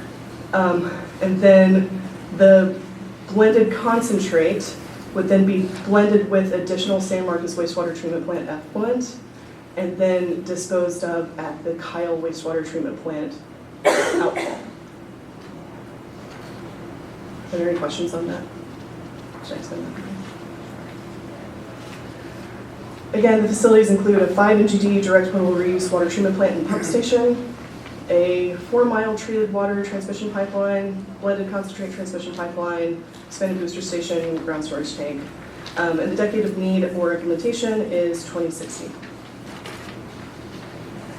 The environmental considerations, the environmental assessment rating for vegetation land use is 1.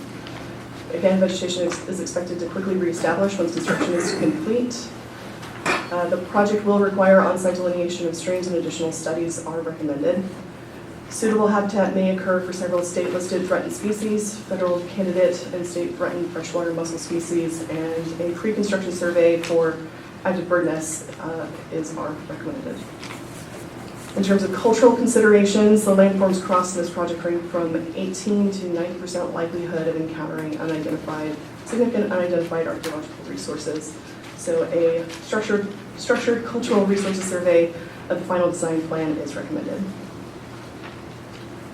The costs associated with this project include total project costs of $73 million, annual costs of $11 million, and unit costs of $1,995 per acre foot per year.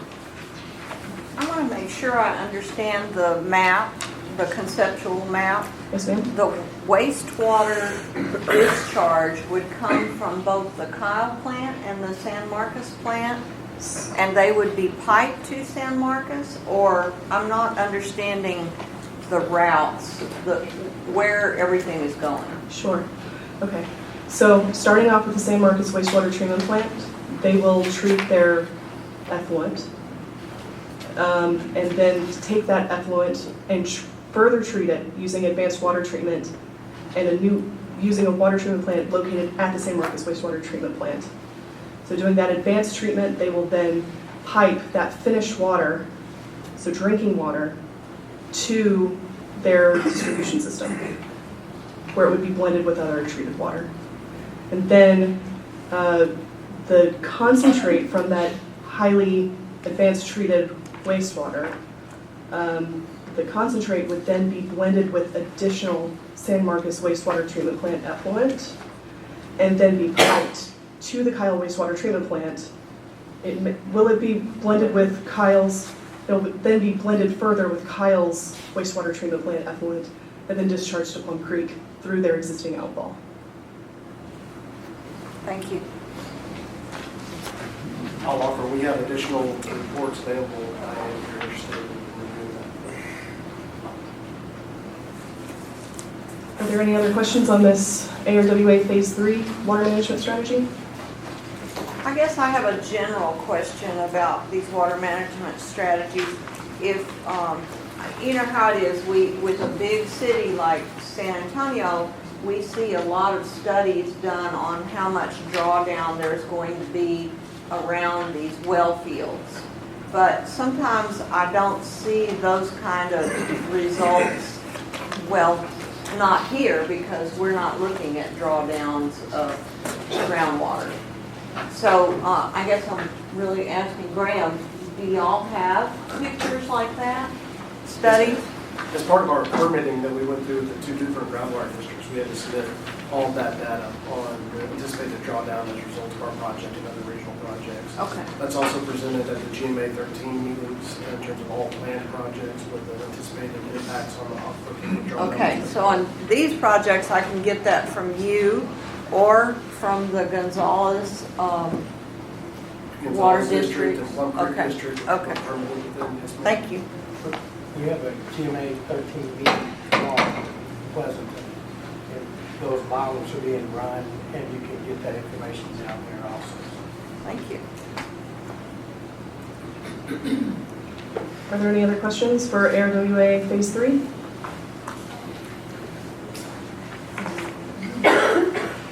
Moving into GBRA's water management strategies.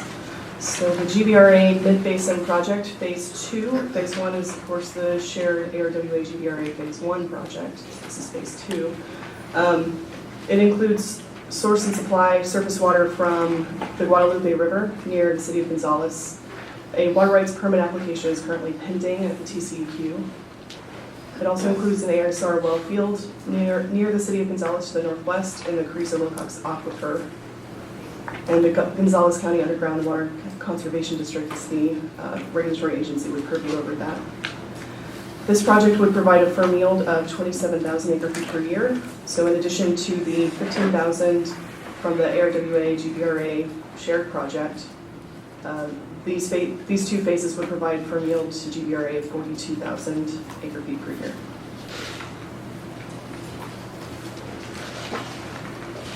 This strategy includes a surface water intake and pump station from the Guadalupe River near Gonzales, and a new raw water pipeline to a new water treatment plant and an ASR well field.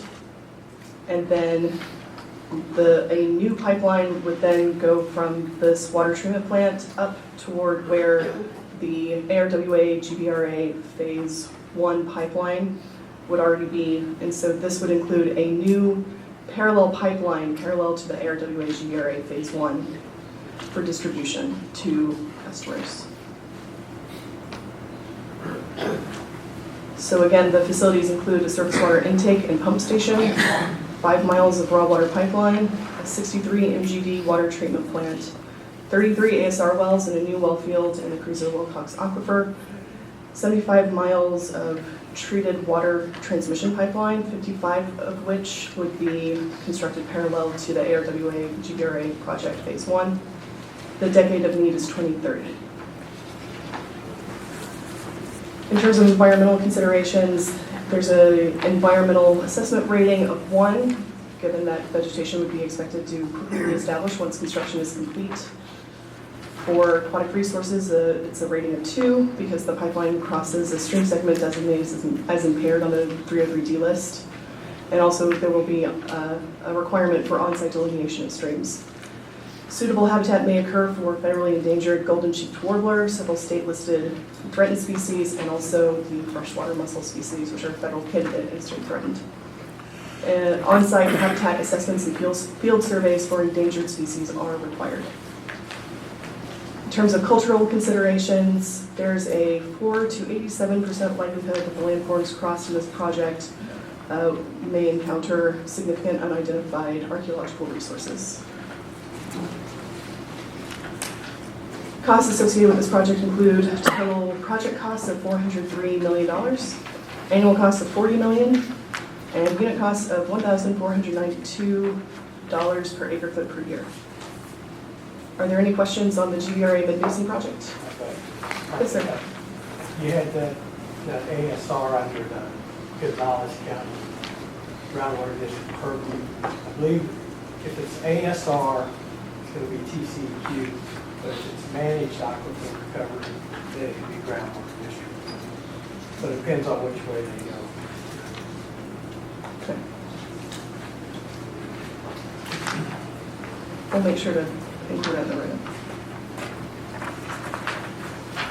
Are there any other questions on this water management strategy?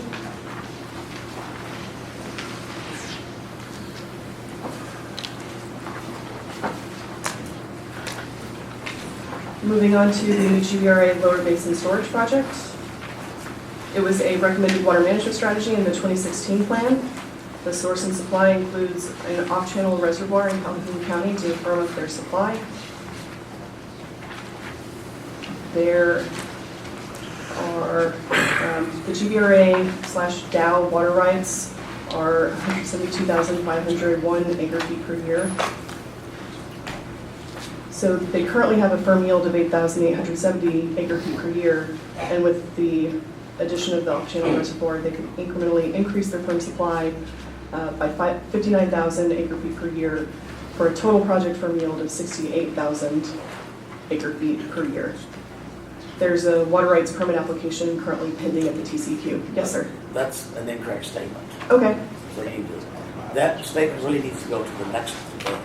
Which statement? The water rights permit application before TCQ. We have all the permits needed.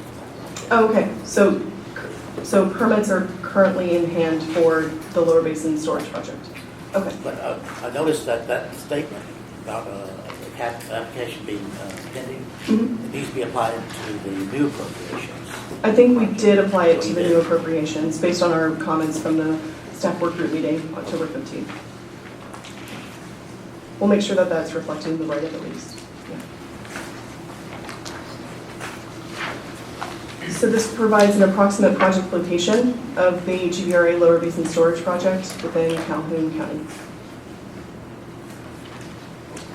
Excuse me, Mark. You're moving on to the next strategy to review that? I'm sorry? You're moving to the next strategy, correct? After this? No. I've still got two more slides, I think. You're still concluding your discussion of the... Yes, sir. Okay. Facilities included in this water management strategy include an off-channel reservoir, which would impound approximately 12,000 acre-feet per year, a pump station, and a 1-mile transmission pipeline. The decade of need is 2020. Given that this would include an off-channel reservoir, there would be a permanent conversion of terrestrial vegetation to reservoir use. And so the environmental assessment rating for this, for vegetation and land use is 2. For aquatic resources, the project will also require on-site delineation of streams. And suitable habitat may occur for federally endangered whooping crane, for the federal candidate black rail, which is a bird, and several state-listed threatened species.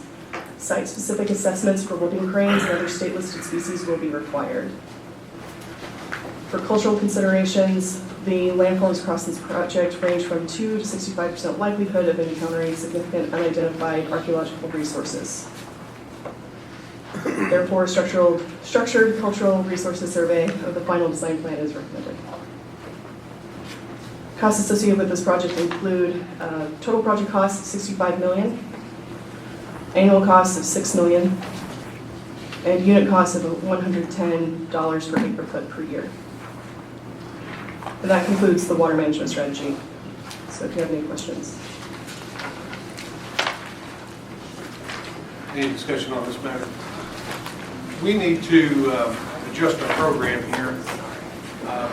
Coming up on the lunch break, it seems obvious we'll need to take one.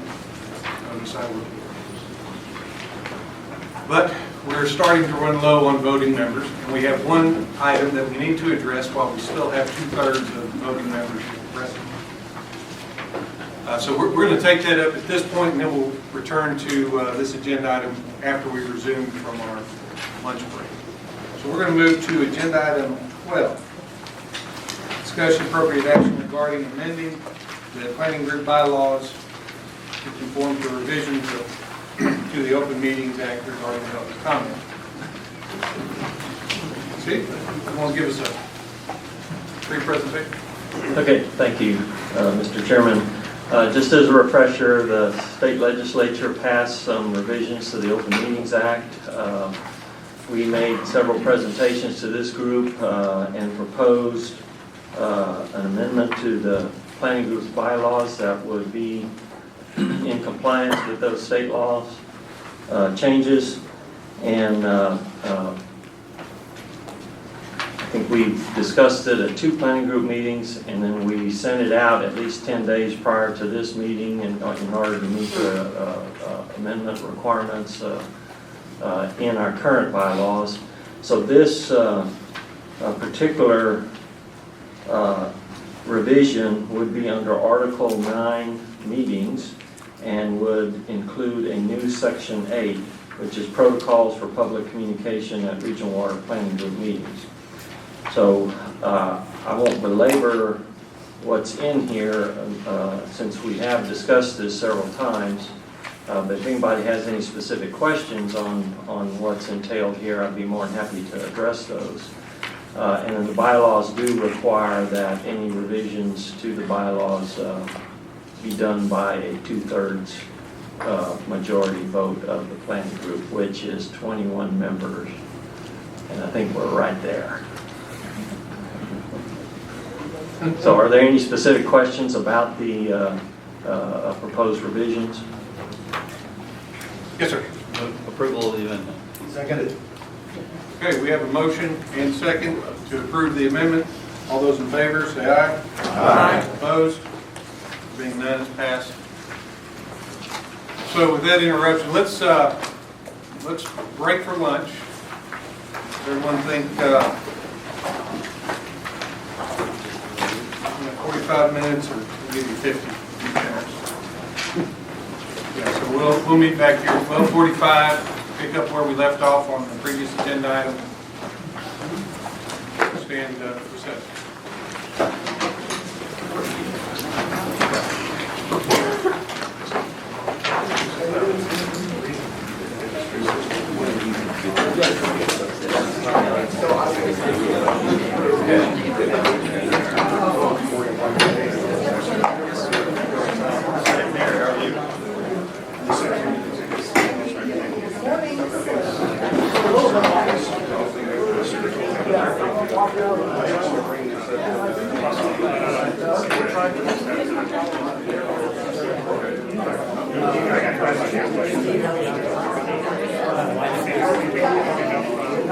Real slow.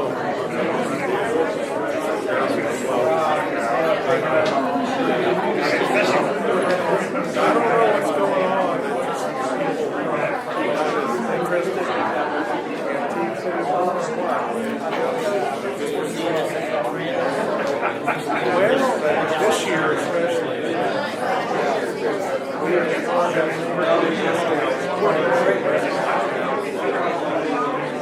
So we're trying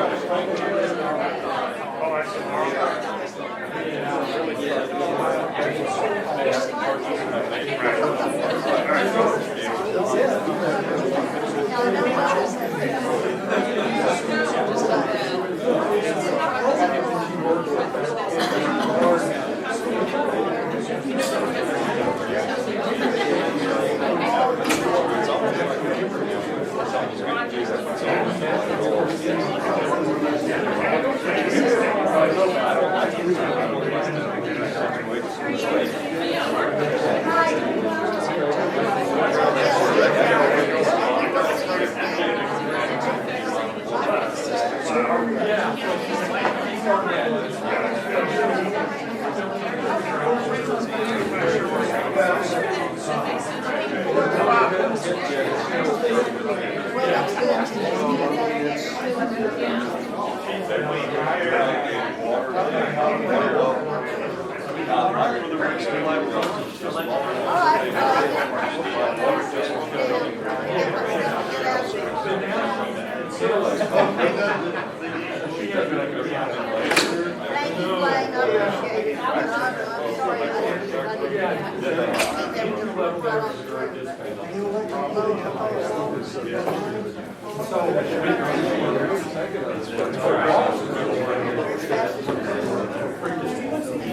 Essentially, it's all in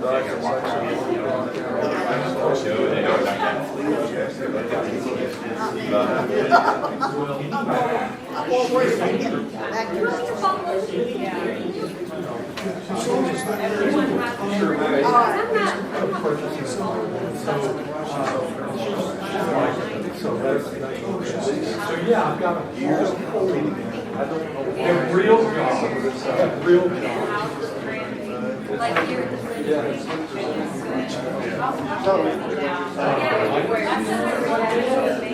oh, yeah.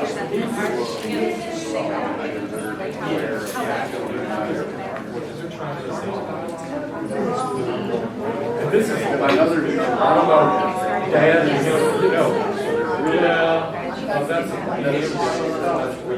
there he is.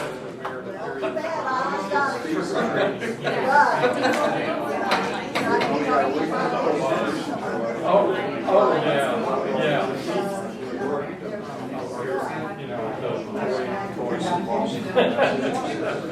My cat.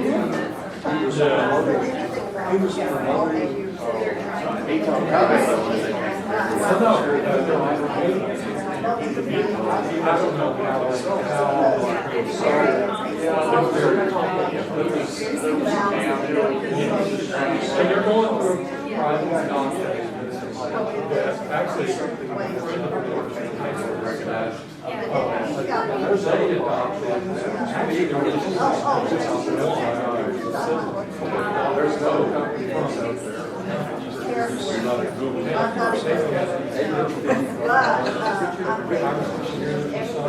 I lose track of but anyway, that's what I decided to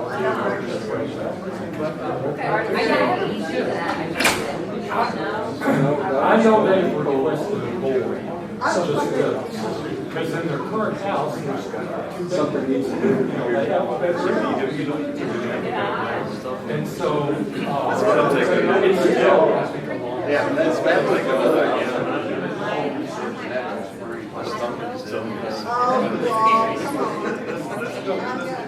We'll talk down there. Come on, Mr. Sharp. It's hard to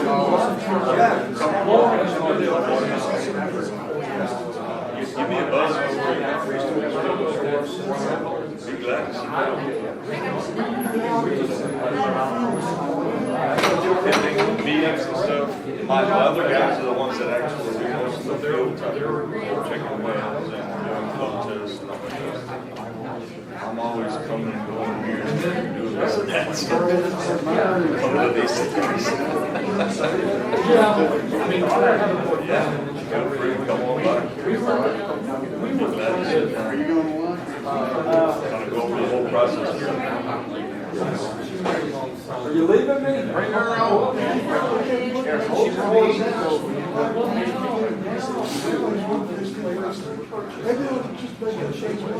She's going to fire. Are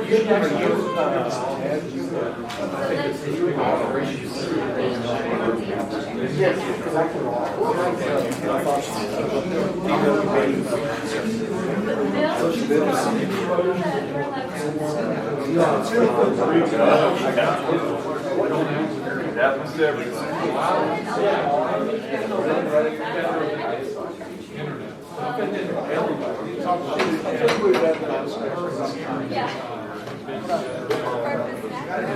Well, since their sophomore year, I guess, or so. And so,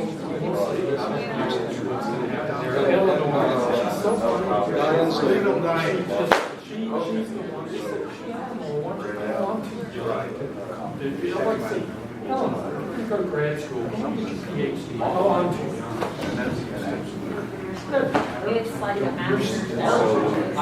Yeah. everybody has a bathroom. Most of these programs, why, I mean, if they bother with just asking for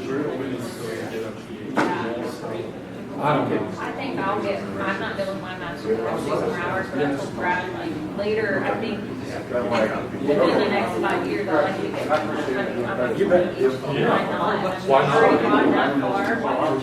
Yeah. Teach at college.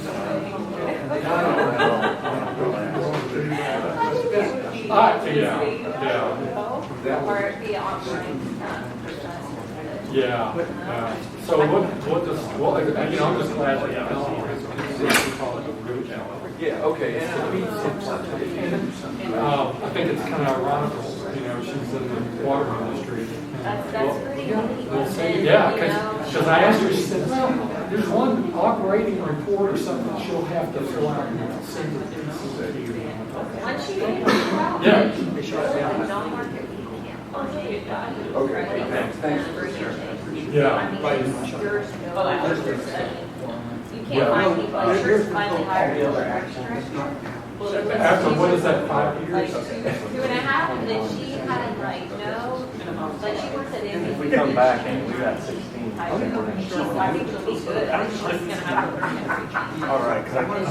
Well, church is at the bar so high, you know, in the early stages of interviewing, there was a guy, the Jimmy Sharp, both lied. And, oh, no, we don't want, you know, oh, no, he wasn't good enough. You know, he wasn't perfect. Nobody's perfect. Nobody's perfect. Well, anyway, I did see that thing about. Yeah, I'll fix them. I saw that in your. Because I know they have a draft. Yeah. Well, I talked to them about it Yeah. before we sent ours, so. Yeah. Anyway, we'll see how. All right, see you later.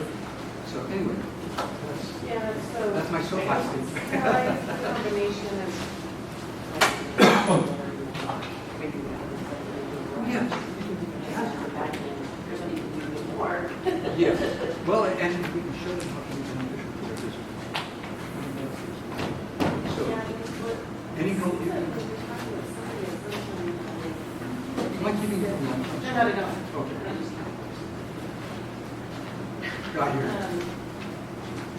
We were talking to somebody about it, and they said, you know, like, they want to argue that people would be able to perform for that. And they said, if you guys should look at it, you know, their chances of error, that's the way we do stuff like that. I just wish we could get quantifiable behind that statement, so that we, you know what I mean? Yeah. Just, and it may just be an automation of the storage. I just don't know, or even just, you can see it when you go through, when you see people waiting for bus stops, they're not even looking back. The economic argument is always Yeah. that anything we do to cost money to the consumer is utilitarian. We have to be very cognizant of that with respect to this, but I think there's ways of doing it that would be beneficial. Now, some things are offered that you're not going to be able to charge the customer $1 extra for purchase. That's not happening. But if it's something where they get a reward for ringing their bell, like at Trader Joe's, etc. Yeah. Then I don't know, but I've heard that there's big things at the corporate level. And we've chosen not to approach Walmart specifically because we want to start to pitch a need with an entity that we think we can have a big effect. So anything, I would love to continue the conversation with you. I know you're super busy. Well, what I was talking to Greg about was we had like a supervisor meeting last night, and we're just not sustainable with the way we're currently set up. And we're just volunteers to basically run it every year. And then volunteer tributary groups to actually do site cleanups. You know, but what we wanted to do is we would like to get, we go back and forth and we were kind of getting consensus so that we think that there is bureaucracy and trauma could turn into something else. Sure. Because it all started with volunteers on what's now mission wage. So we kind of thought, well, that's fine, but maybe a nonprofit would be a fit. You know, we're going to personal donation first, because right now I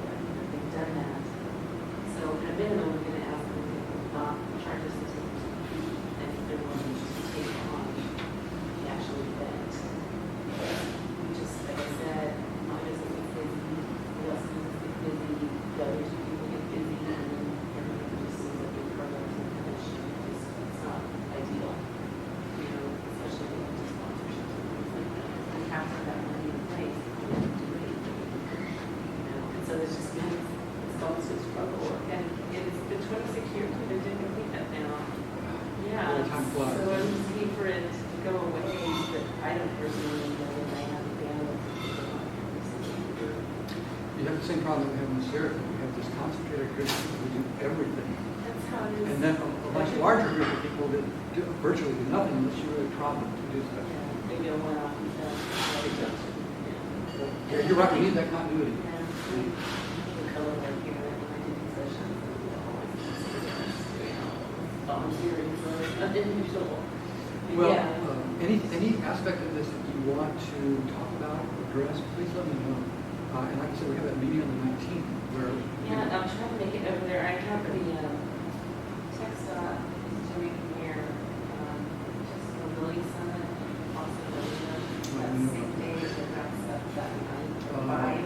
So I'll probably just try to get straight. Oh, that would work, yeah. Yeah, just get over there. I'm actually going to be presenting, but I'll be presenting via Skype. I'll be traveling. But, That's on Tuesday, the 19th. if that is a Tuesday, yes.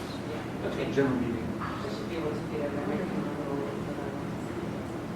It's so nice to see you. Yeah, I appreciate it. You bet. Take care. Take care.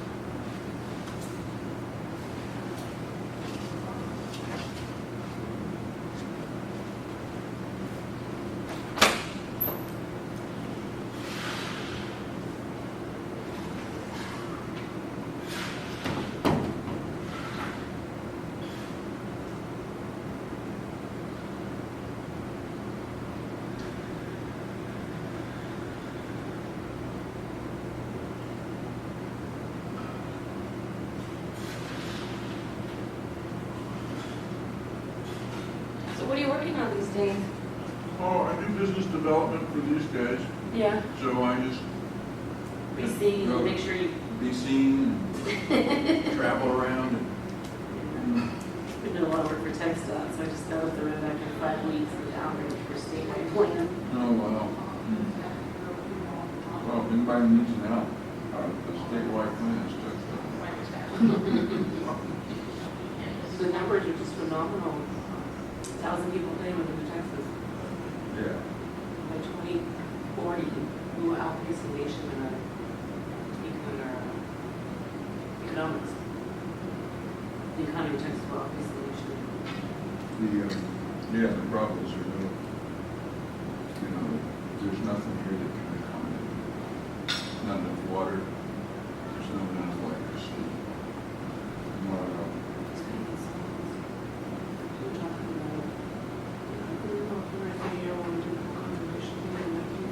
Yeah. Yeah, thanks. Thanks, Steve.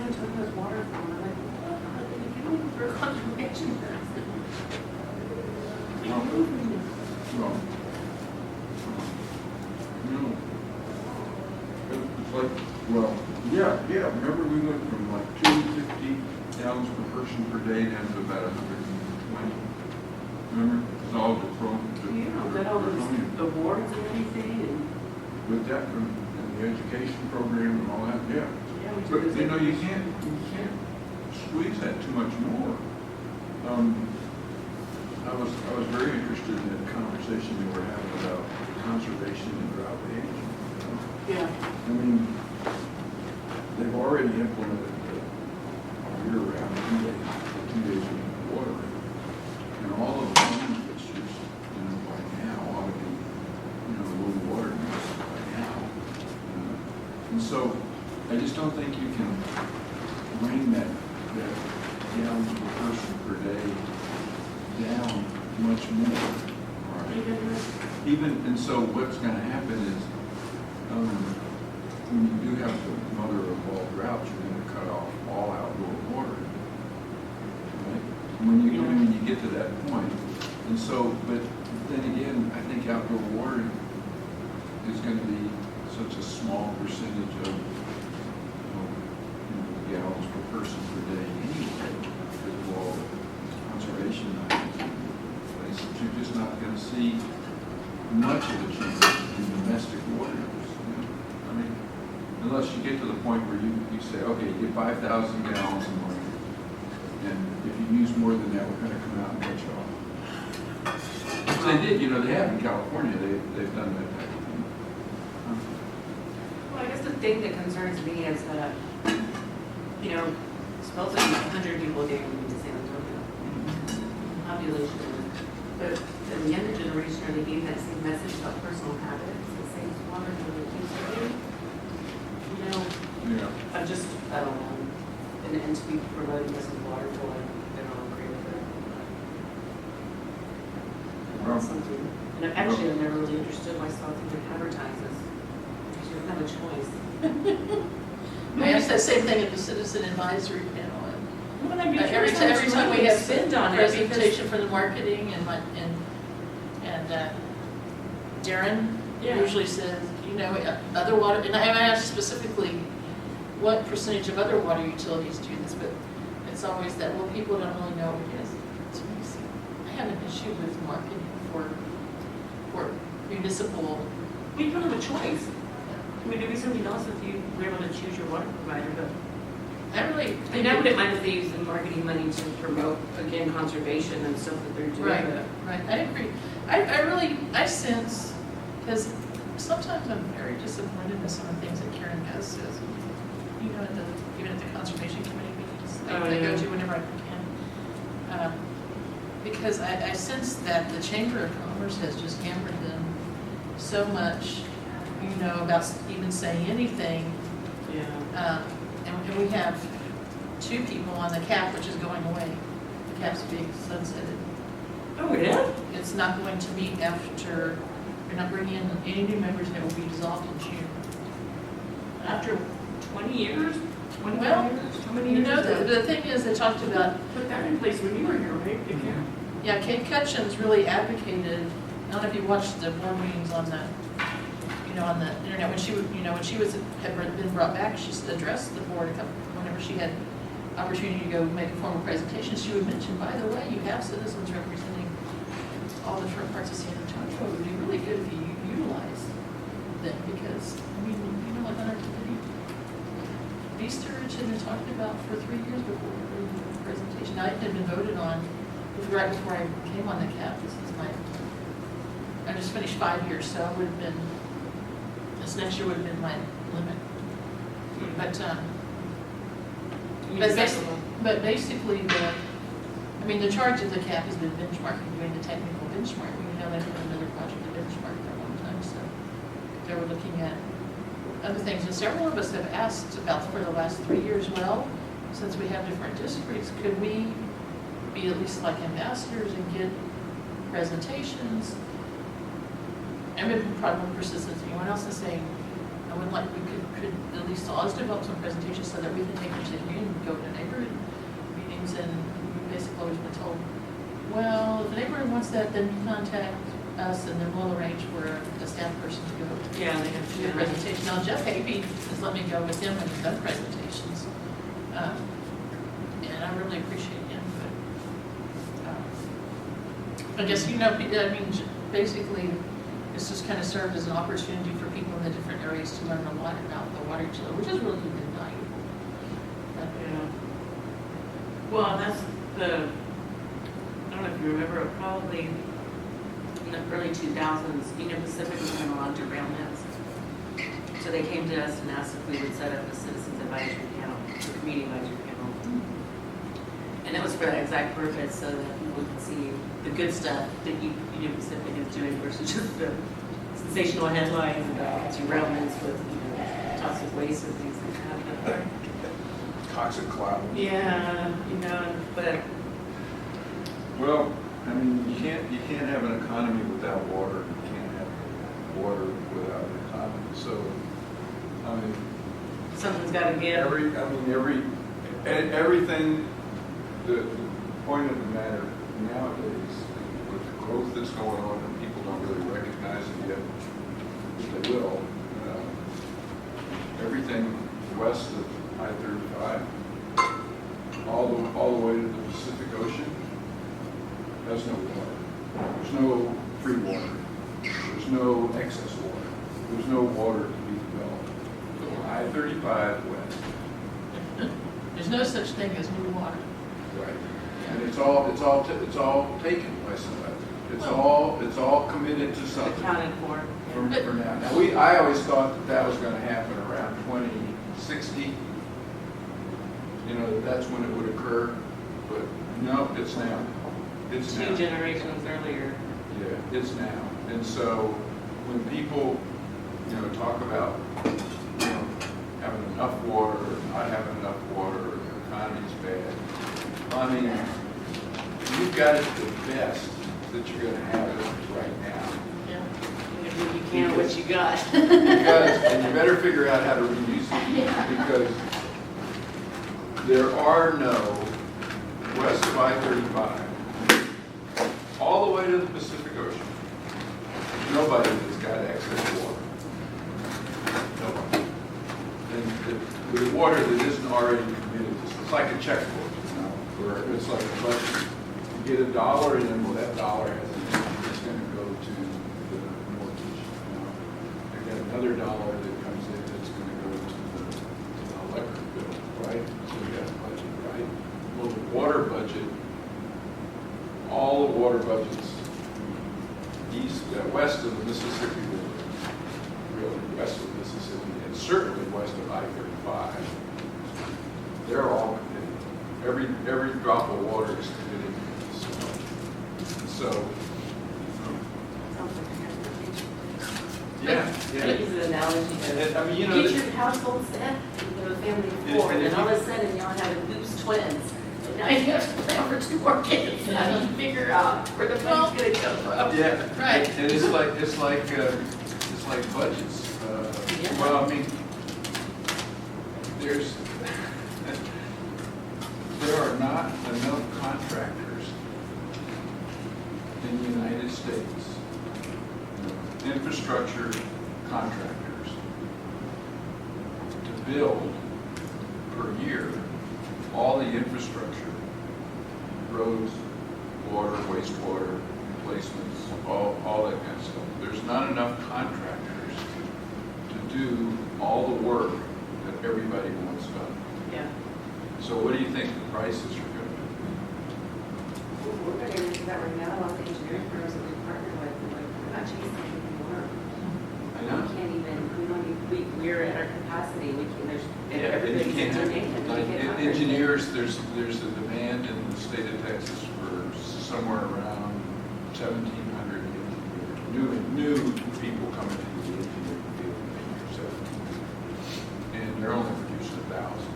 So annually there's a 700 person shortage. So, I mean, you got it as good as it's going to get now. Yeah.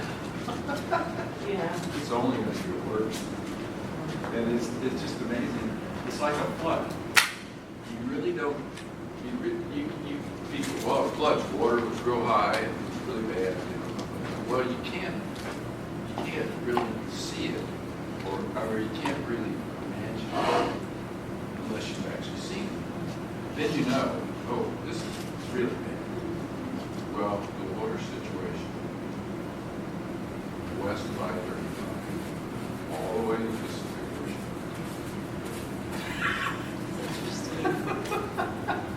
There's nobody who's got any water. Free water. I mean, water that's not committed.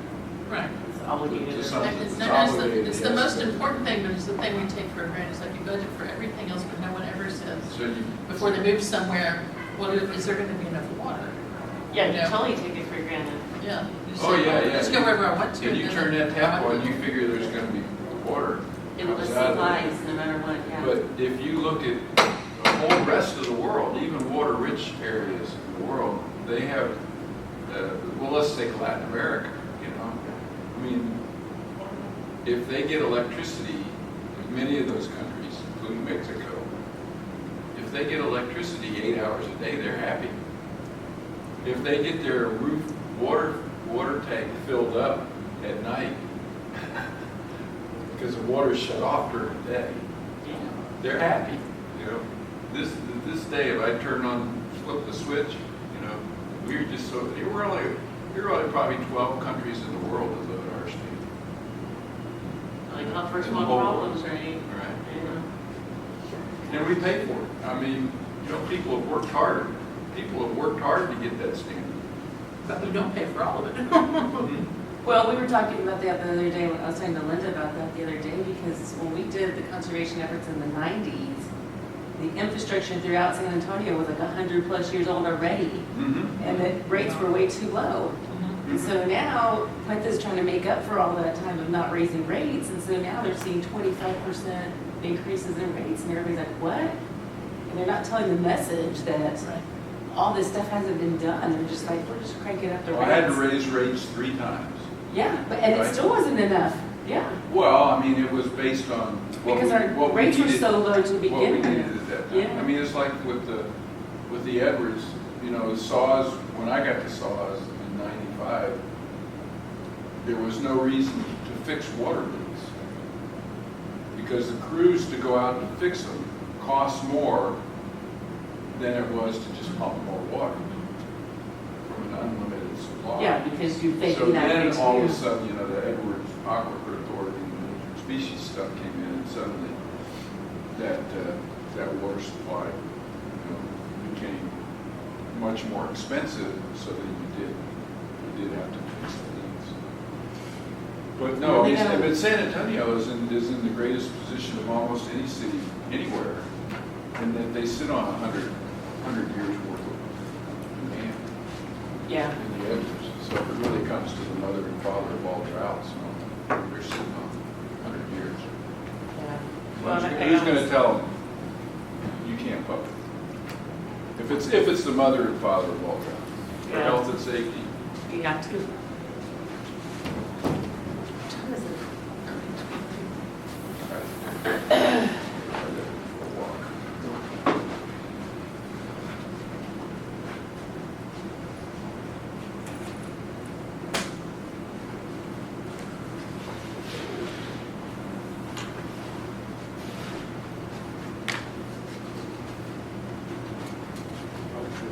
Oh, yeah.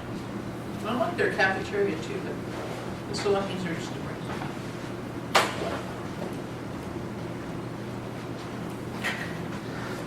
I got this trying to take a styrofoam, and it's just like disintegrating.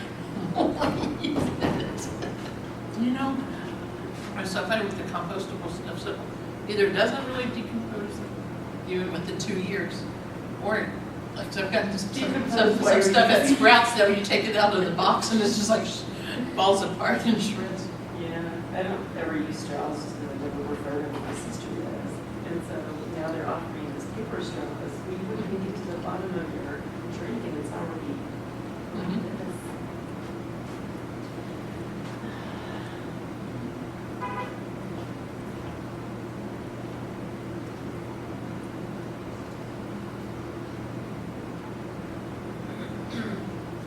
Because you all haven't gotten your marketing bugs yet, you know. You know, like your marketing bugs. You know us? Yeah, you know, like you do this with that. How much you said I just said, I really need to talk trust income. Like, I have some of these that, you know, if you go to natural grocers, they have a bunch of them with their logo and they cost the same as the others or slightly less, so they get their logo out there. Just my hiccup with those is that I don't like sipping out of stuff. I like to have an open cup, like a real glass. Yeah. But we don't do market and stuff like that. We're trying to figure out the water problem for mosquito bash right now.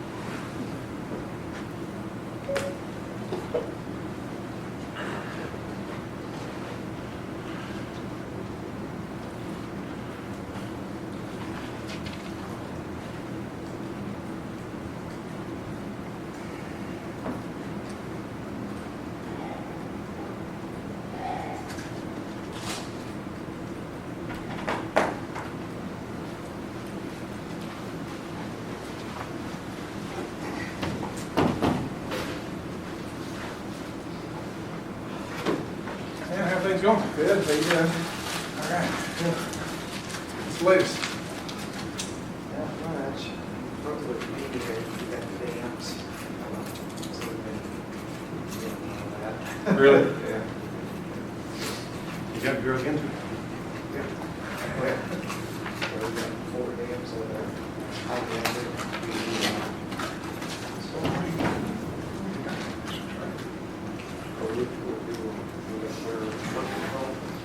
Oh, I didn't know that. Yeah, so back in the 50s, we originally funded those. Oh, okay. We have 28 dams. And then in the 80s, they got into that drum arms.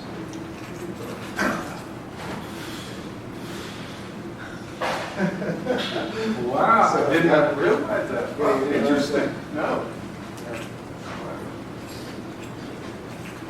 And then they're not big dams. But, every time we get a flood, they get damaged. Yeah, I bet there's high awareness and scrutiny. Oh,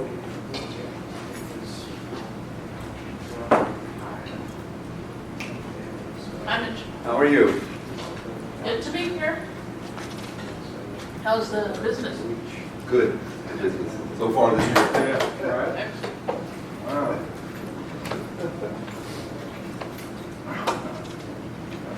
Yeah. That's not fair.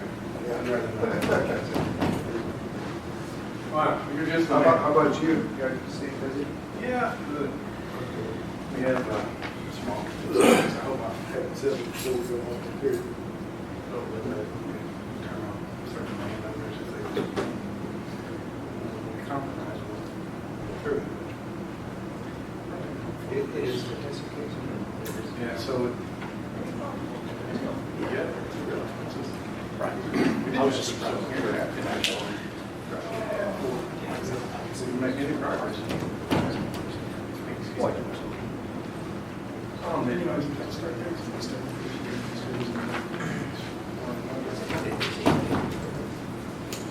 It is in this budget. It's 488.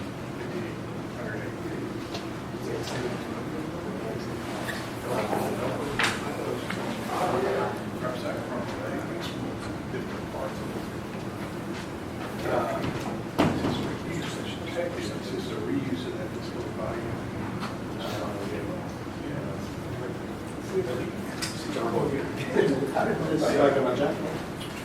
How did this bill on brackish water? Well, the brackish bill didn't affect us in that there wasn't a designation of any brackish. Oh, there wasn't? No, so. For the result between brackish zones. How's everything? So, Did you say Terra, you from China? through their technical process and identified. But then when they overlaid Oasis. injection wells, almost all of Gulf Coast. Yeah, I think in that cam when There's 2 zones, one in First County, one up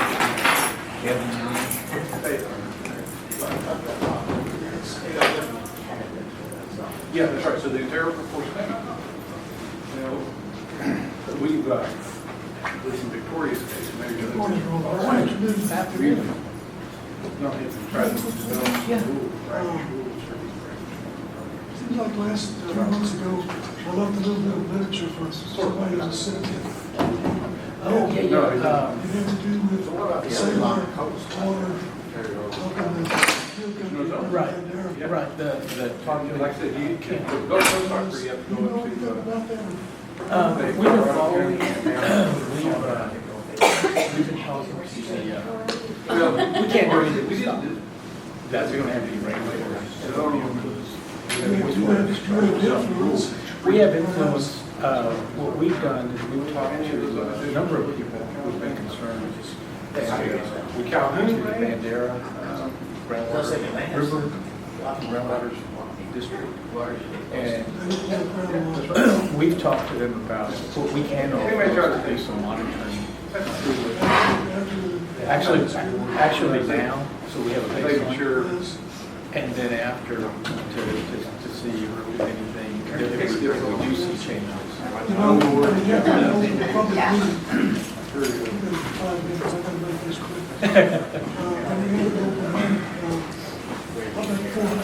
Yeah.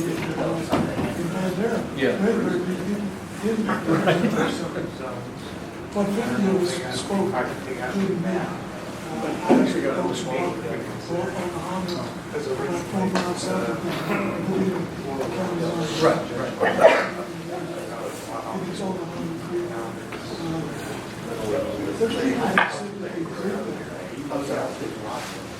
What they discharged? It's the way we are this weather. Oh, okay. That's far enough north to.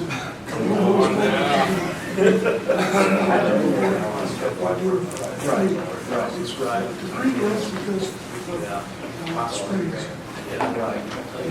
How old are they? It's kind of like, kind of looking at it as a concrete canal. It's not like the Medina or the San Antonio or the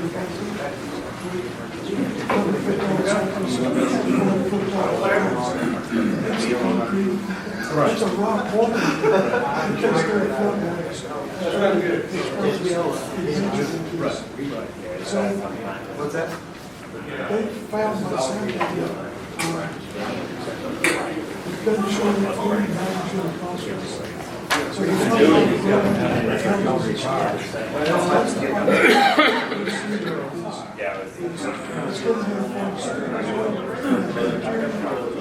it's going to have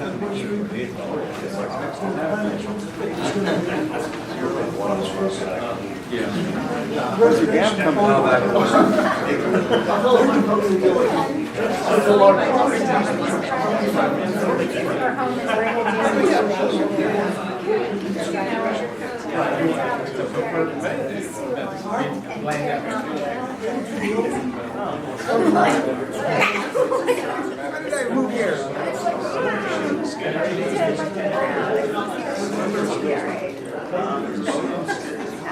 treating on your senior, you can't see the trees anymore. I think, well, I guess they can't plant trees.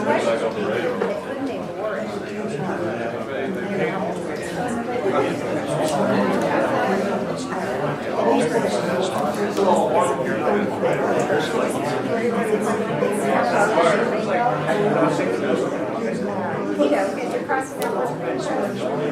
The other end, the ones on the other end, and also the older subdivisions.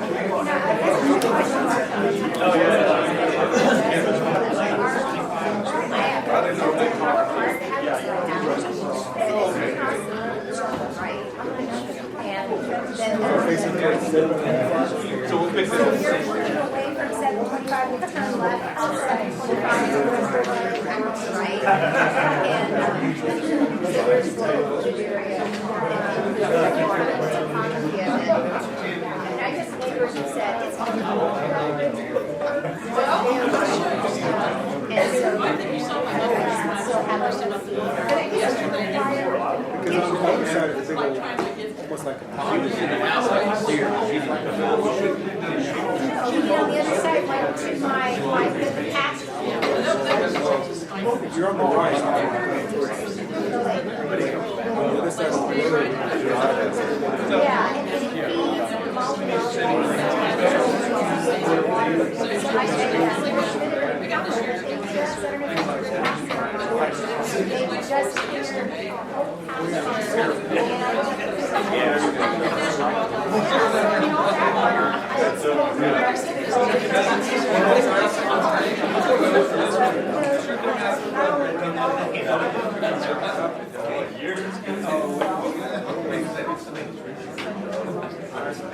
Yeah, they take all the trees. A friend of mine was like, "You don't really take all the trees."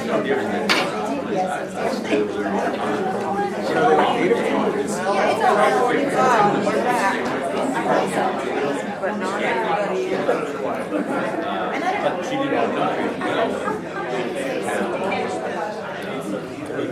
I usually don't make it back.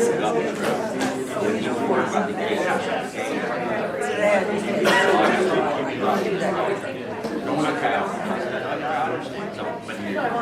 just do that.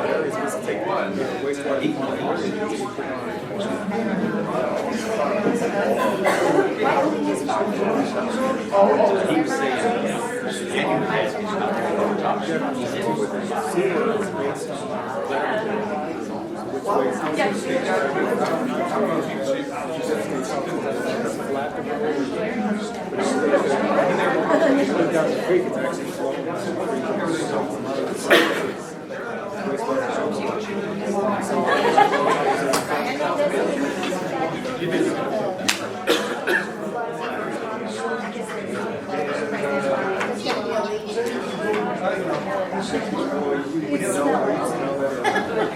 Close it off.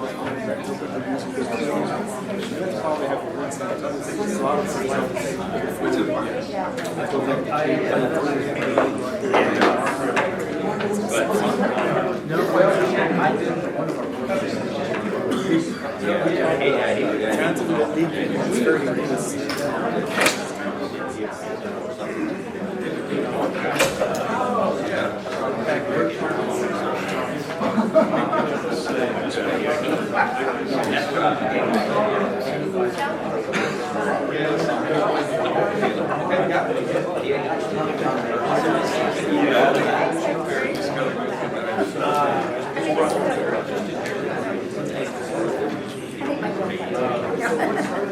That's the reason why I told you that's coming. Stays on there in August.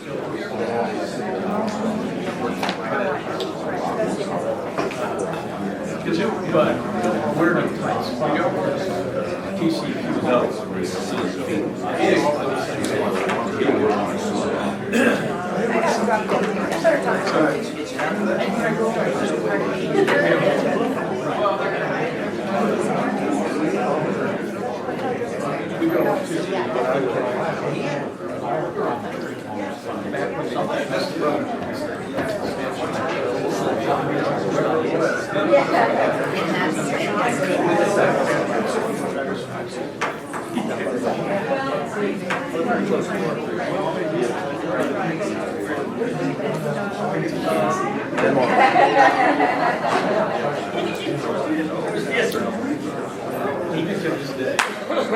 Okay. Guys, let's bring them.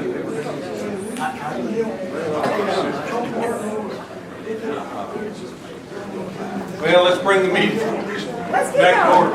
Let's try. This is what we're going to do. I guess we have enough members here to take our second deal with another item that might require a vote.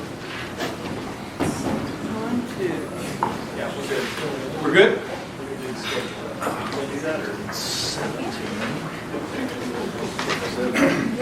17? We're not quite form to me. Yep. We don't have to get into it. We're going to move to agenda item 12. And deal with the schedule that apparently requires a vote. While we have membership, we'll do that. 13. Excuse me, 13. That's right. So it's in your agenda packet. It'll be the list of all the dates that we are planning on having for the calendar year 2020. We'll have our first meeting on January 23rd, second February 20th, and third on September 17th, and then lastly on November 5th. We have these proposed public meetings. We only need to have one public meeting. In the past, we have done these 3. But we're not going to vote on that until the February 20 meeting. We just want to get those on y'all's radar so you can consider them. But we will need to vote on this current calendar year 2020. Does anyone have any questions, concerns to with these dates? approve the calendar as presented. I second. We have a motion and a second. All those in favor, say aye. Aye. Opposed? Motion passed. Thank you. Okay, Lauren, we'll move back up and let you continue your presentation. Thank you. Right. We're going to pick up at the GBRA Lower Basin New Appropriation Water Management Strategy. It was a recommended water management strategy in the 2016 plan. It includes surface water from the Guadalupe River, which is diverted just upstream of the saltwater barrier. There's a water rights permit application pending at the TCEQ. And it would include a firm yield of 40,500 acre-feet per year if they develop a reservoir of a size of 150,000 acre-feet per year. This water management strategy includes a main pump station and canal upgrades, which would upgrade it from 355 CFS to 500 CFS, a new intake and pump station from the main canal, 10 miles of diversion pipeline, and 150,000 acre-feet off-channel reservoir. The decade of need in implementation is 2020. Because this is an off-channel reservoir, the environmental considerations are 2 across the board because of that permanent conversion of terrestrial vegetation. There may be suitable habitat for the whooping crane and the black rail, the bird, and a site-specific assessment for whooping cranes and other state-listed species is required. There is a 2 to 65% likelihood of encountering significant unidentified archaeological resources for this project. The project costs include $381,000 for total project costs. Annual cost of $381 million. Pardon. $381 million total project costs. $26 million annual costs and unit costs of $658 per acre foot per year. Any questions on this one?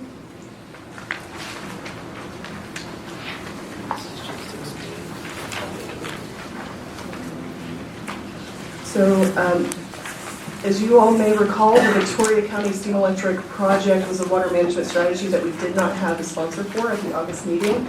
GBRA volunteered to be the sponsor for this water management strategy and allowed us to move forward with evaluating it as a water management strategy. It includes raw water from the Guadalupe River via the GBRA Calhoun Canal System diversion and a water right from the GBRA Lower Basin new appropriation. The water management strategy only consists of facilities to convey the water to Victoria County for steam electric use. Firm yield would be 23,925 acre-feet per year. Facilities include the relift pump station, the main pump station, 22 miles of 36-inch diameter transmission pipeline, and a 121 MGD intake pump station. The decade of need is 2020. For environmental considerations, we have an assessment rating of 1 for vegetation and land use because vegetation would be expected to quickly reestablish. Aquatic resources rating of 2, threatened and endangered species of concern rating of 2, mainly because suitable habitat may occur for whooping crane, Batwater's crater, prairie chicken, the black rail, and several state-listed threatened species. Site-specific assessments for whooping cranes and other state-listed species will be required. And this is it includes the landforms crossed in this project range from 1 to 99% likelihood of encountering significant unidentified archaeological resources. I guess that means they have no idea. Actually, I will just since I did on that. So that means that there's landforms that have almost no potential, and then there's going to be landforms, smaller landforms in an area that have really high potential. So when you have something that's really long, it does. Yeah, I mean, somewhere along there you're going to find something, but in a lot of them you won't. Because I know it looks kind of ridiculous.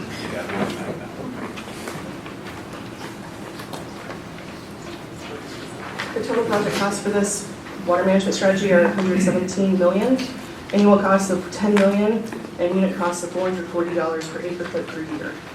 Are there any questions on this water management strategy?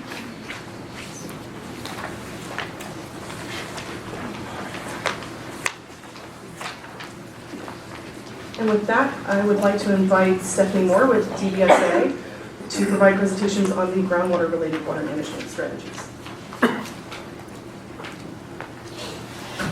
Hi everybody, I'm Stephanie Moore, and at lunch I was joking that one of my worst features when I'm speaking in public is speaking too fast, but this afternoon I was assured that that would be appreciated, so just wave at me if I get going too quick.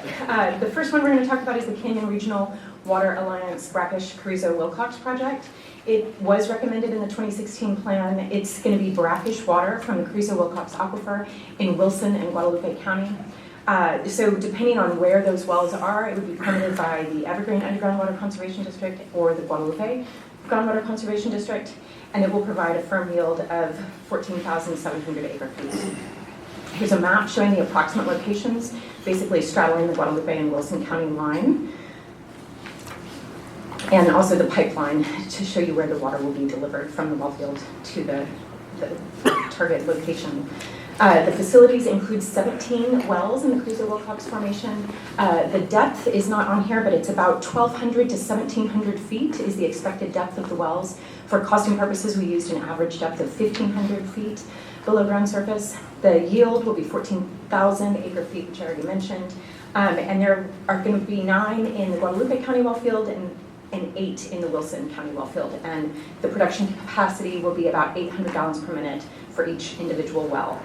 The project includes a 17 million gallon per day water treatment plant and a pump station, 12 miles of treated water transmission pipeline, a ground storage tank, and then because they're going to need to dispose of water from the treatment process, there's 5 deep injection wells associated with that, and then there's a peaking factor of 1.3 to account for peak demands, and the decade of need is 2030. Here's the environmental considerations.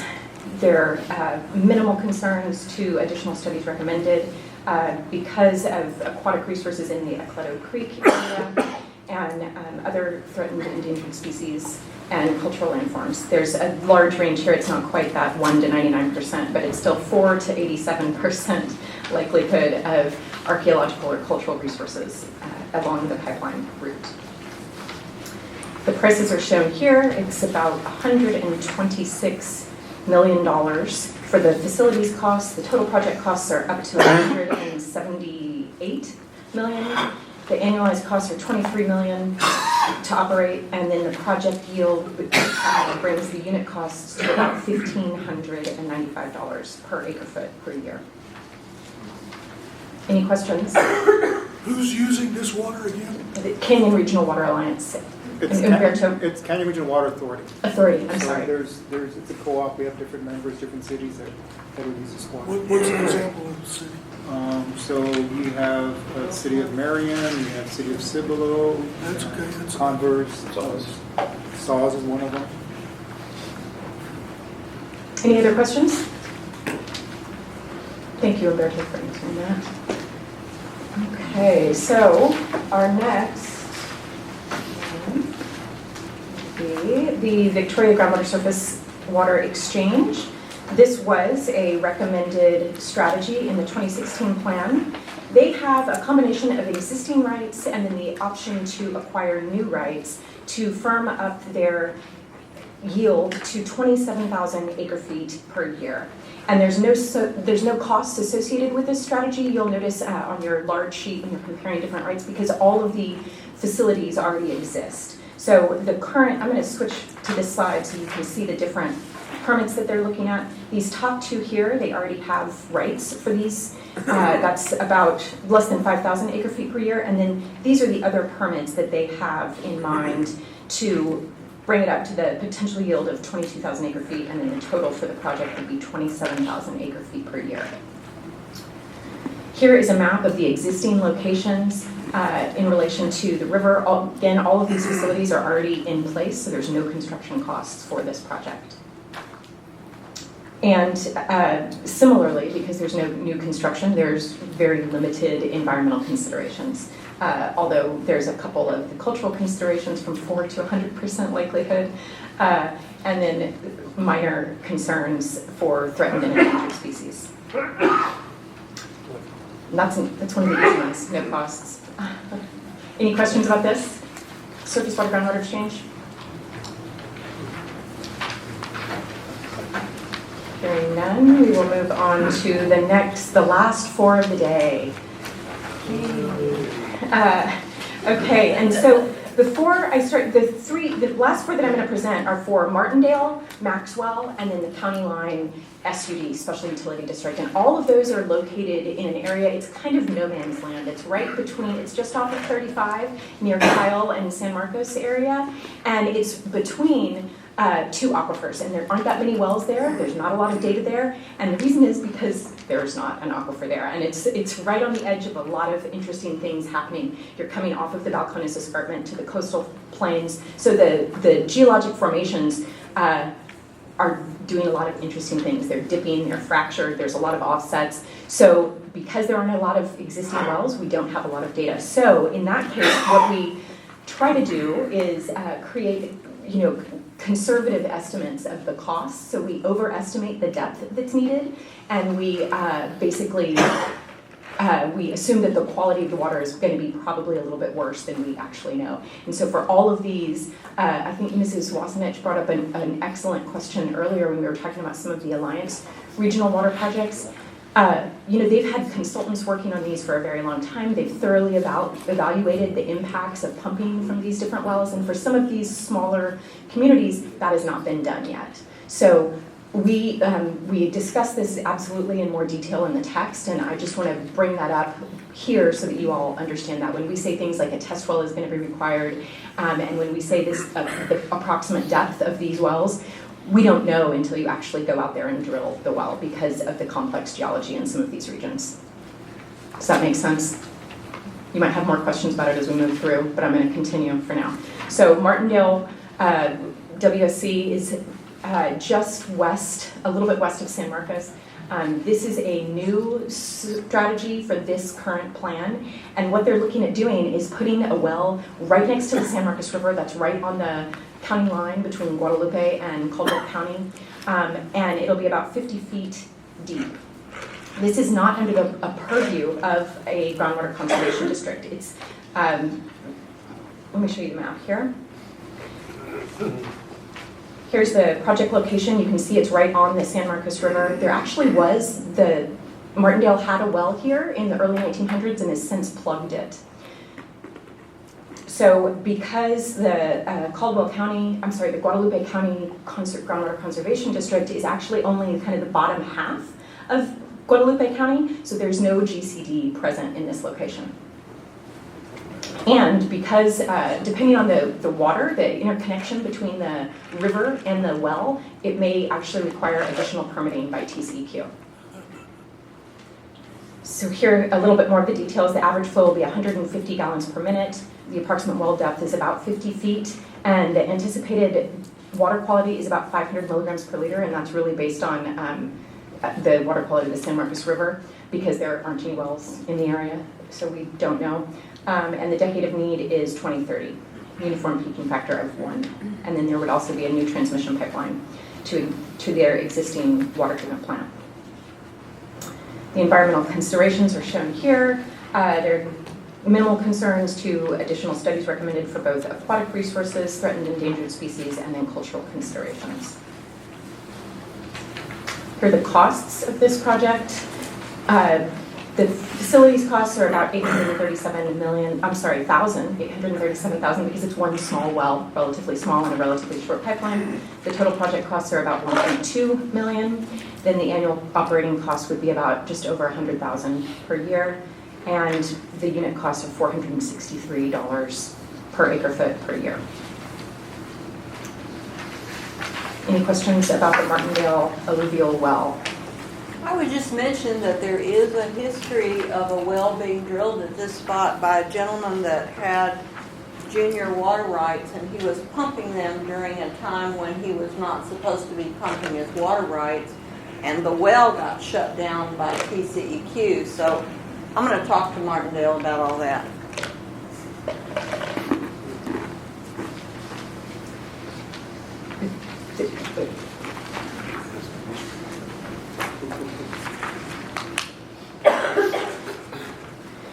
I might just note that we're not necessarily advocating for any of these projects. We're just presenting the strategies that have been developed. So those are good questions, and there are definitely issues that could come up. Any other comments about the Martindale well? Okay, the next community just a little bit further north is the Maxwell WSC and their Trinity Well Field. So this is a new strategy for this plan to meet the needs of Maxwell. Again, they're right smack dab in the area of no aquifers at all, so they're looking a little bit further west so that they can drill a well in the Trinity Aquifer in Hayes County. This would be the Barton Springs Edwards Aquifer Conservation District. And then if they drill through the Edwards, this is right on the edge of the easternmost extent of the Edwards Aquifer. So if they drill through the Edwards, then they would have to get a permit from EAA for drilling through the Edwards. Here's the anticipated project location, but again, this is a new project, so the location, the final location is yet to be determined. The facilities include one well in the Trinity with an average flow of 250 gallons per minute and approximate well depth of 1,200 feet. The anticipated total dissolved solids is 2,000 milligrams per liter. The brackish groundwater treatment facility and then an injection well would be required for disposal of the concentrate. And there would also be a ground storage tank required and replacement of 5,400 feet of pipeline with new 16-inch pipe. This would have a uniform peaking factor, and the decade of need is 2040. The environmental considerations include several, similar to the Martindale site. Additional studies are recommended for aquatic resources, threatened and endangered species of concern, and cultural considerations. The costs, this is one of the higher costing unit costs projects because of the treatment and the depth of the well. So the facilities costs alone are at $5.7 million. The total costs for the entire project are close to $8 million. Annual operating costs are just under $1 million, and the project yield is relatively low, 320 acre feet per year, and that brings us to a unit cost of $3,000. This might be one of the top costs out of all of the water management strategies. Any questions about Maxwell, Trinity well?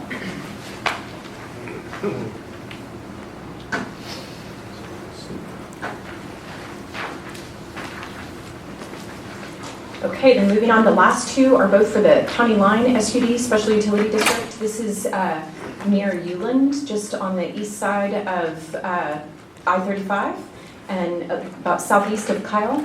This is a new strategy for the 2021 plan. The source, they're looking at two different well fields. So this is for the Trinity within Hayes County, and because of the location, this is right at an overlap area of Plum Creek Groundwater Conservation District, Barton Springs Edwards Aquifer Conservation District, and EAA.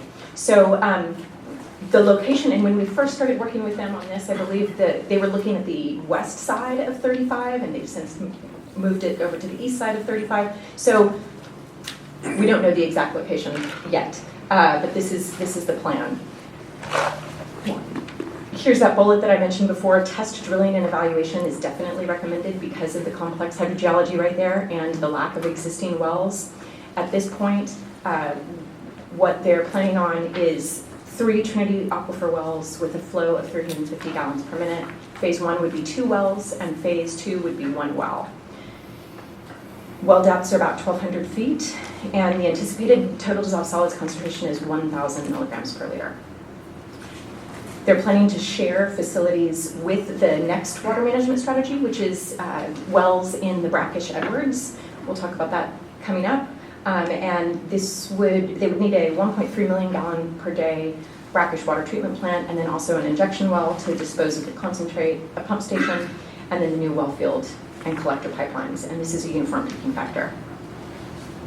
Similar environmental considerations as the previous ones. We have minimal concerns for vegetation and land use and aquatic resources, and then additional studies recommended for threatened and endangered species and cultural considerations.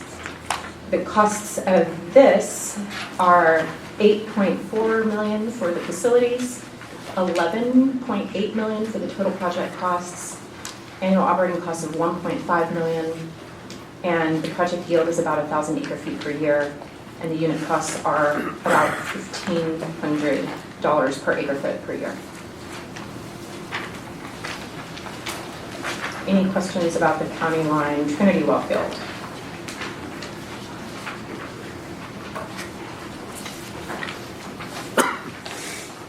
Okay, moving on to the last one. Everybody's still awake. That was just a test. I got one nod. Okay, so the county line, to be co-located with their Trinity wells, they're planning to install some brackish Edwards well field. And this, I might say, there's a couple of test wells actually that SAWS drilled as part of their the bad water line project. This water in the brackish Edwards is not good quality. It is high sulfur concentrations. So it'll be an interesting one to watch. Depending on the location of wells, it could be regulated by Plum Creek Groundwater Conservation District, Barton Springs Edwards Aquifer Conservation District, or the Edwards Aquifer Authority. There's 3 different phases, and the decades of need, you can see this is one of the later sets, so 2050, 2060, and 2070. And the total firm yield that they're looking to supply is 1,500 acre-feet per year. This is the exact same location where they're planning to do their Trinity wells. And if you remember from the last one, which I'm sure you remember the exact depth, this number is about the same because they're looking, it's right at the intersect, or right where they touch the Trinity and the Edwards. So, but there's a lot of faulting going on, and so it depends on the exact location they choose. So the well depth will be about 1,200 feet, and the total dissolved solids here is a lot higher, 1,500 milligrams per liter. So they'll share the facilities that we talked about for the previous Trinity well field with a 1.3 million gallons per day, brackish water treatment plant, a pump station, and then the well field and collector pipelines. And as before, with their other project, this is a uniform factor of 1. The environmental considerations are identical to the previous county line project. And the costs for this are a little bit lower, 9.7 million for the facilities, 13.6 million for the total project costs, annual operating costs of about $2 million, and the unit costs are $1,300 per acre foot per year. Questions about either of County Lines or Martindale or Maxwell? Okay. That's all I have. All right, thank you. Congratulations, y'all made it through. Thank you very much, Stephanie. So as she said, this concludes the water management strategy evaluation presentations. I do want to note that over the coming weeks we are going to be pushing these water management strategy write-ups to Caitlin for posting on the website for the RWPG's comments and suggested revisions. And I think Steve wanted to come up and also discuss some of the water management strategies.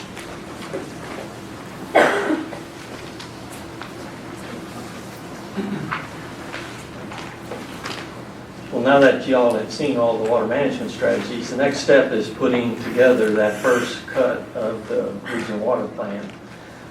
And that is what the consultants will bring to the planning group in January. So I kind of wanted to put a few things on the table for y'all to think about and maybe temper some expectations that we may have had to deal with in past planning cycles that may not be quite so evident here today.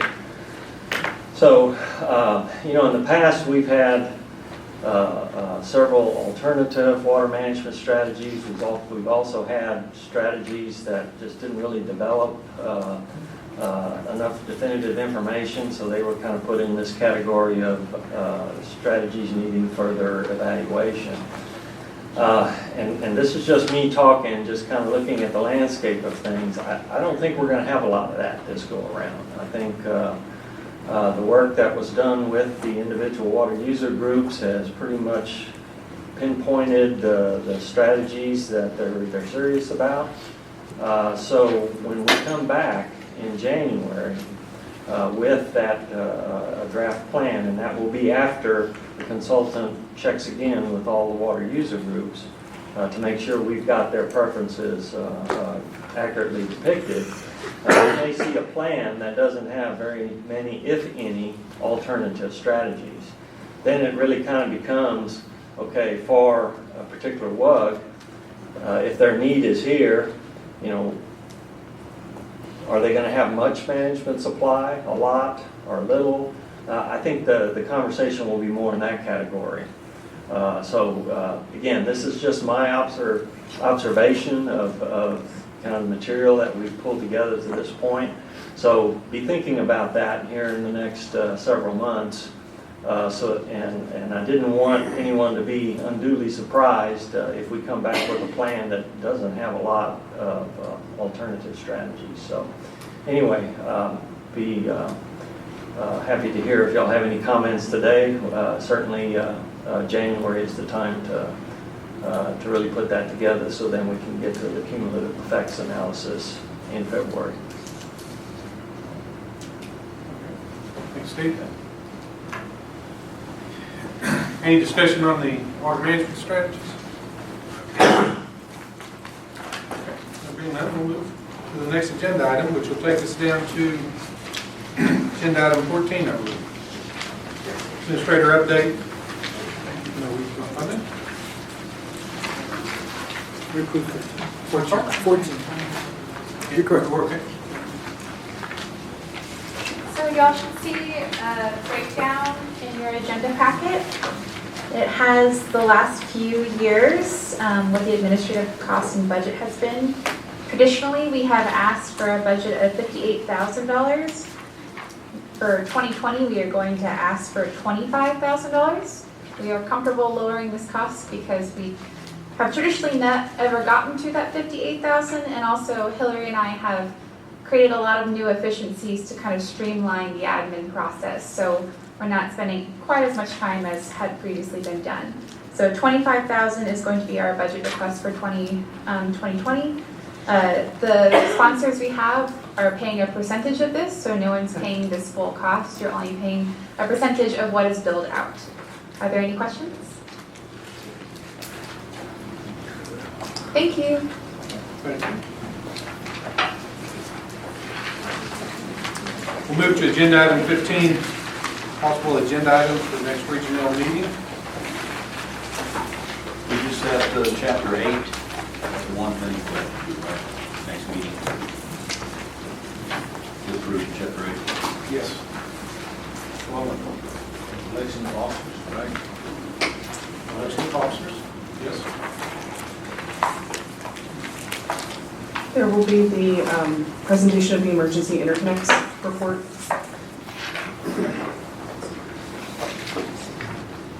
Okay, any additional discussion, any items that we haven't discussed being on the agenda that people would like to see?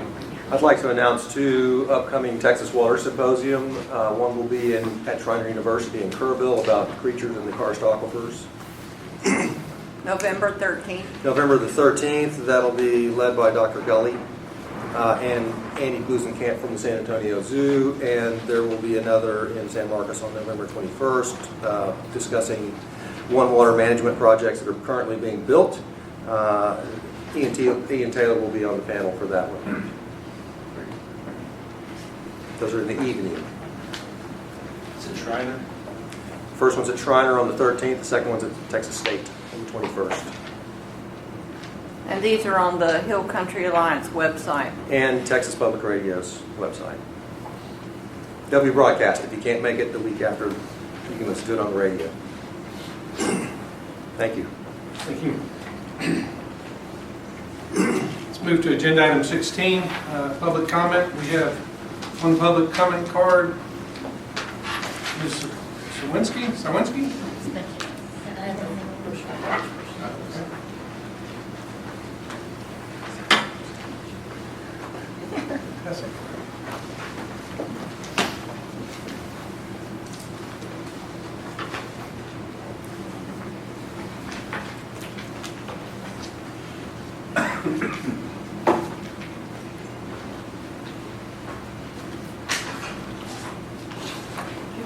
Good afternoon. My name is Rachel Sawinski. I appreciate your dedication in being here today and planning for the future of water in Texas. I'm the coordinator of the San Antonio Invaders. Since 2008, I have been teaching the Invaders of Texas Basic Citizen Scientist Training as a volunteer in coordination with the Texas Invasive Species Program Coordinator, currently Hans Landl, who is the 4th or 5th such coordinator with whom I have volunteered and co-taught. There are many chapters of the Invaders of Texas in Region L, and there is one near each of you. So I invite you to connect with the chapter where you are. There's more than one in San Antonio. In fact, those brochures are going around and give you a little information about the program. Just want to mention two things. One is invasive species affect the water supply a lot more than most people realize. They are the second leading cause of loss of native plants after habitat destruction. And the loss of native plants basically is something that can affect everyone. And it's something that affects the water supply. And for Christmas and the holiday season, I would like to ask one thing from you all. The very first plant listed on this list, Nandina domestica, is something that I'm particularly concerned about because of the vast amount of it in our regions. We may possibly have the worst invasion of any place in the United States. I have actually documented Nandina domestica all over the continental United States when I've traveled. And we have some of the worst problems here. And as more and more scientific evidence is coming out and more research is being done, and as more people are finding things that are poisoned from Nandina and getting it to the scientist in time to get the autopsies done, now we have the evidence that shows hundreds of Texas children are poisoned by Nandina berries every year. 93% of them get Nandina in their own yards. This is a huge problem. Nandina berries contain cyanide. It's the botanical source of cyanide. North American species of animals are not adapted to deal with cyanide. And so it is a huge cause of death for our native and migratory birds. Children generally don't die of it because they will usually vomit it up before they ingest enough. Dogs die within 2 hours, as do cats. Livestock may take a little longer, depending on their size. There is some treatment, but they must be treated within 1 hour for a larger mammal.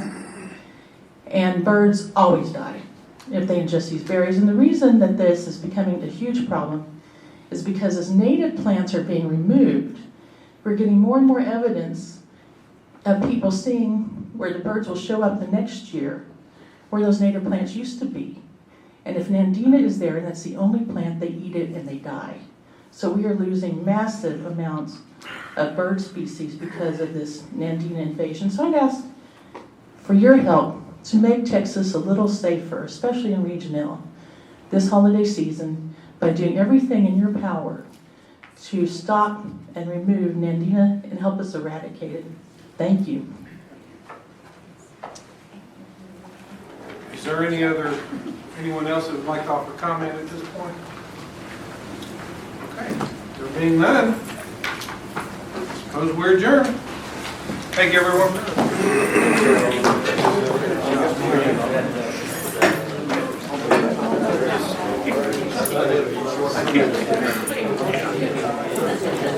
Did Mr. I used to live,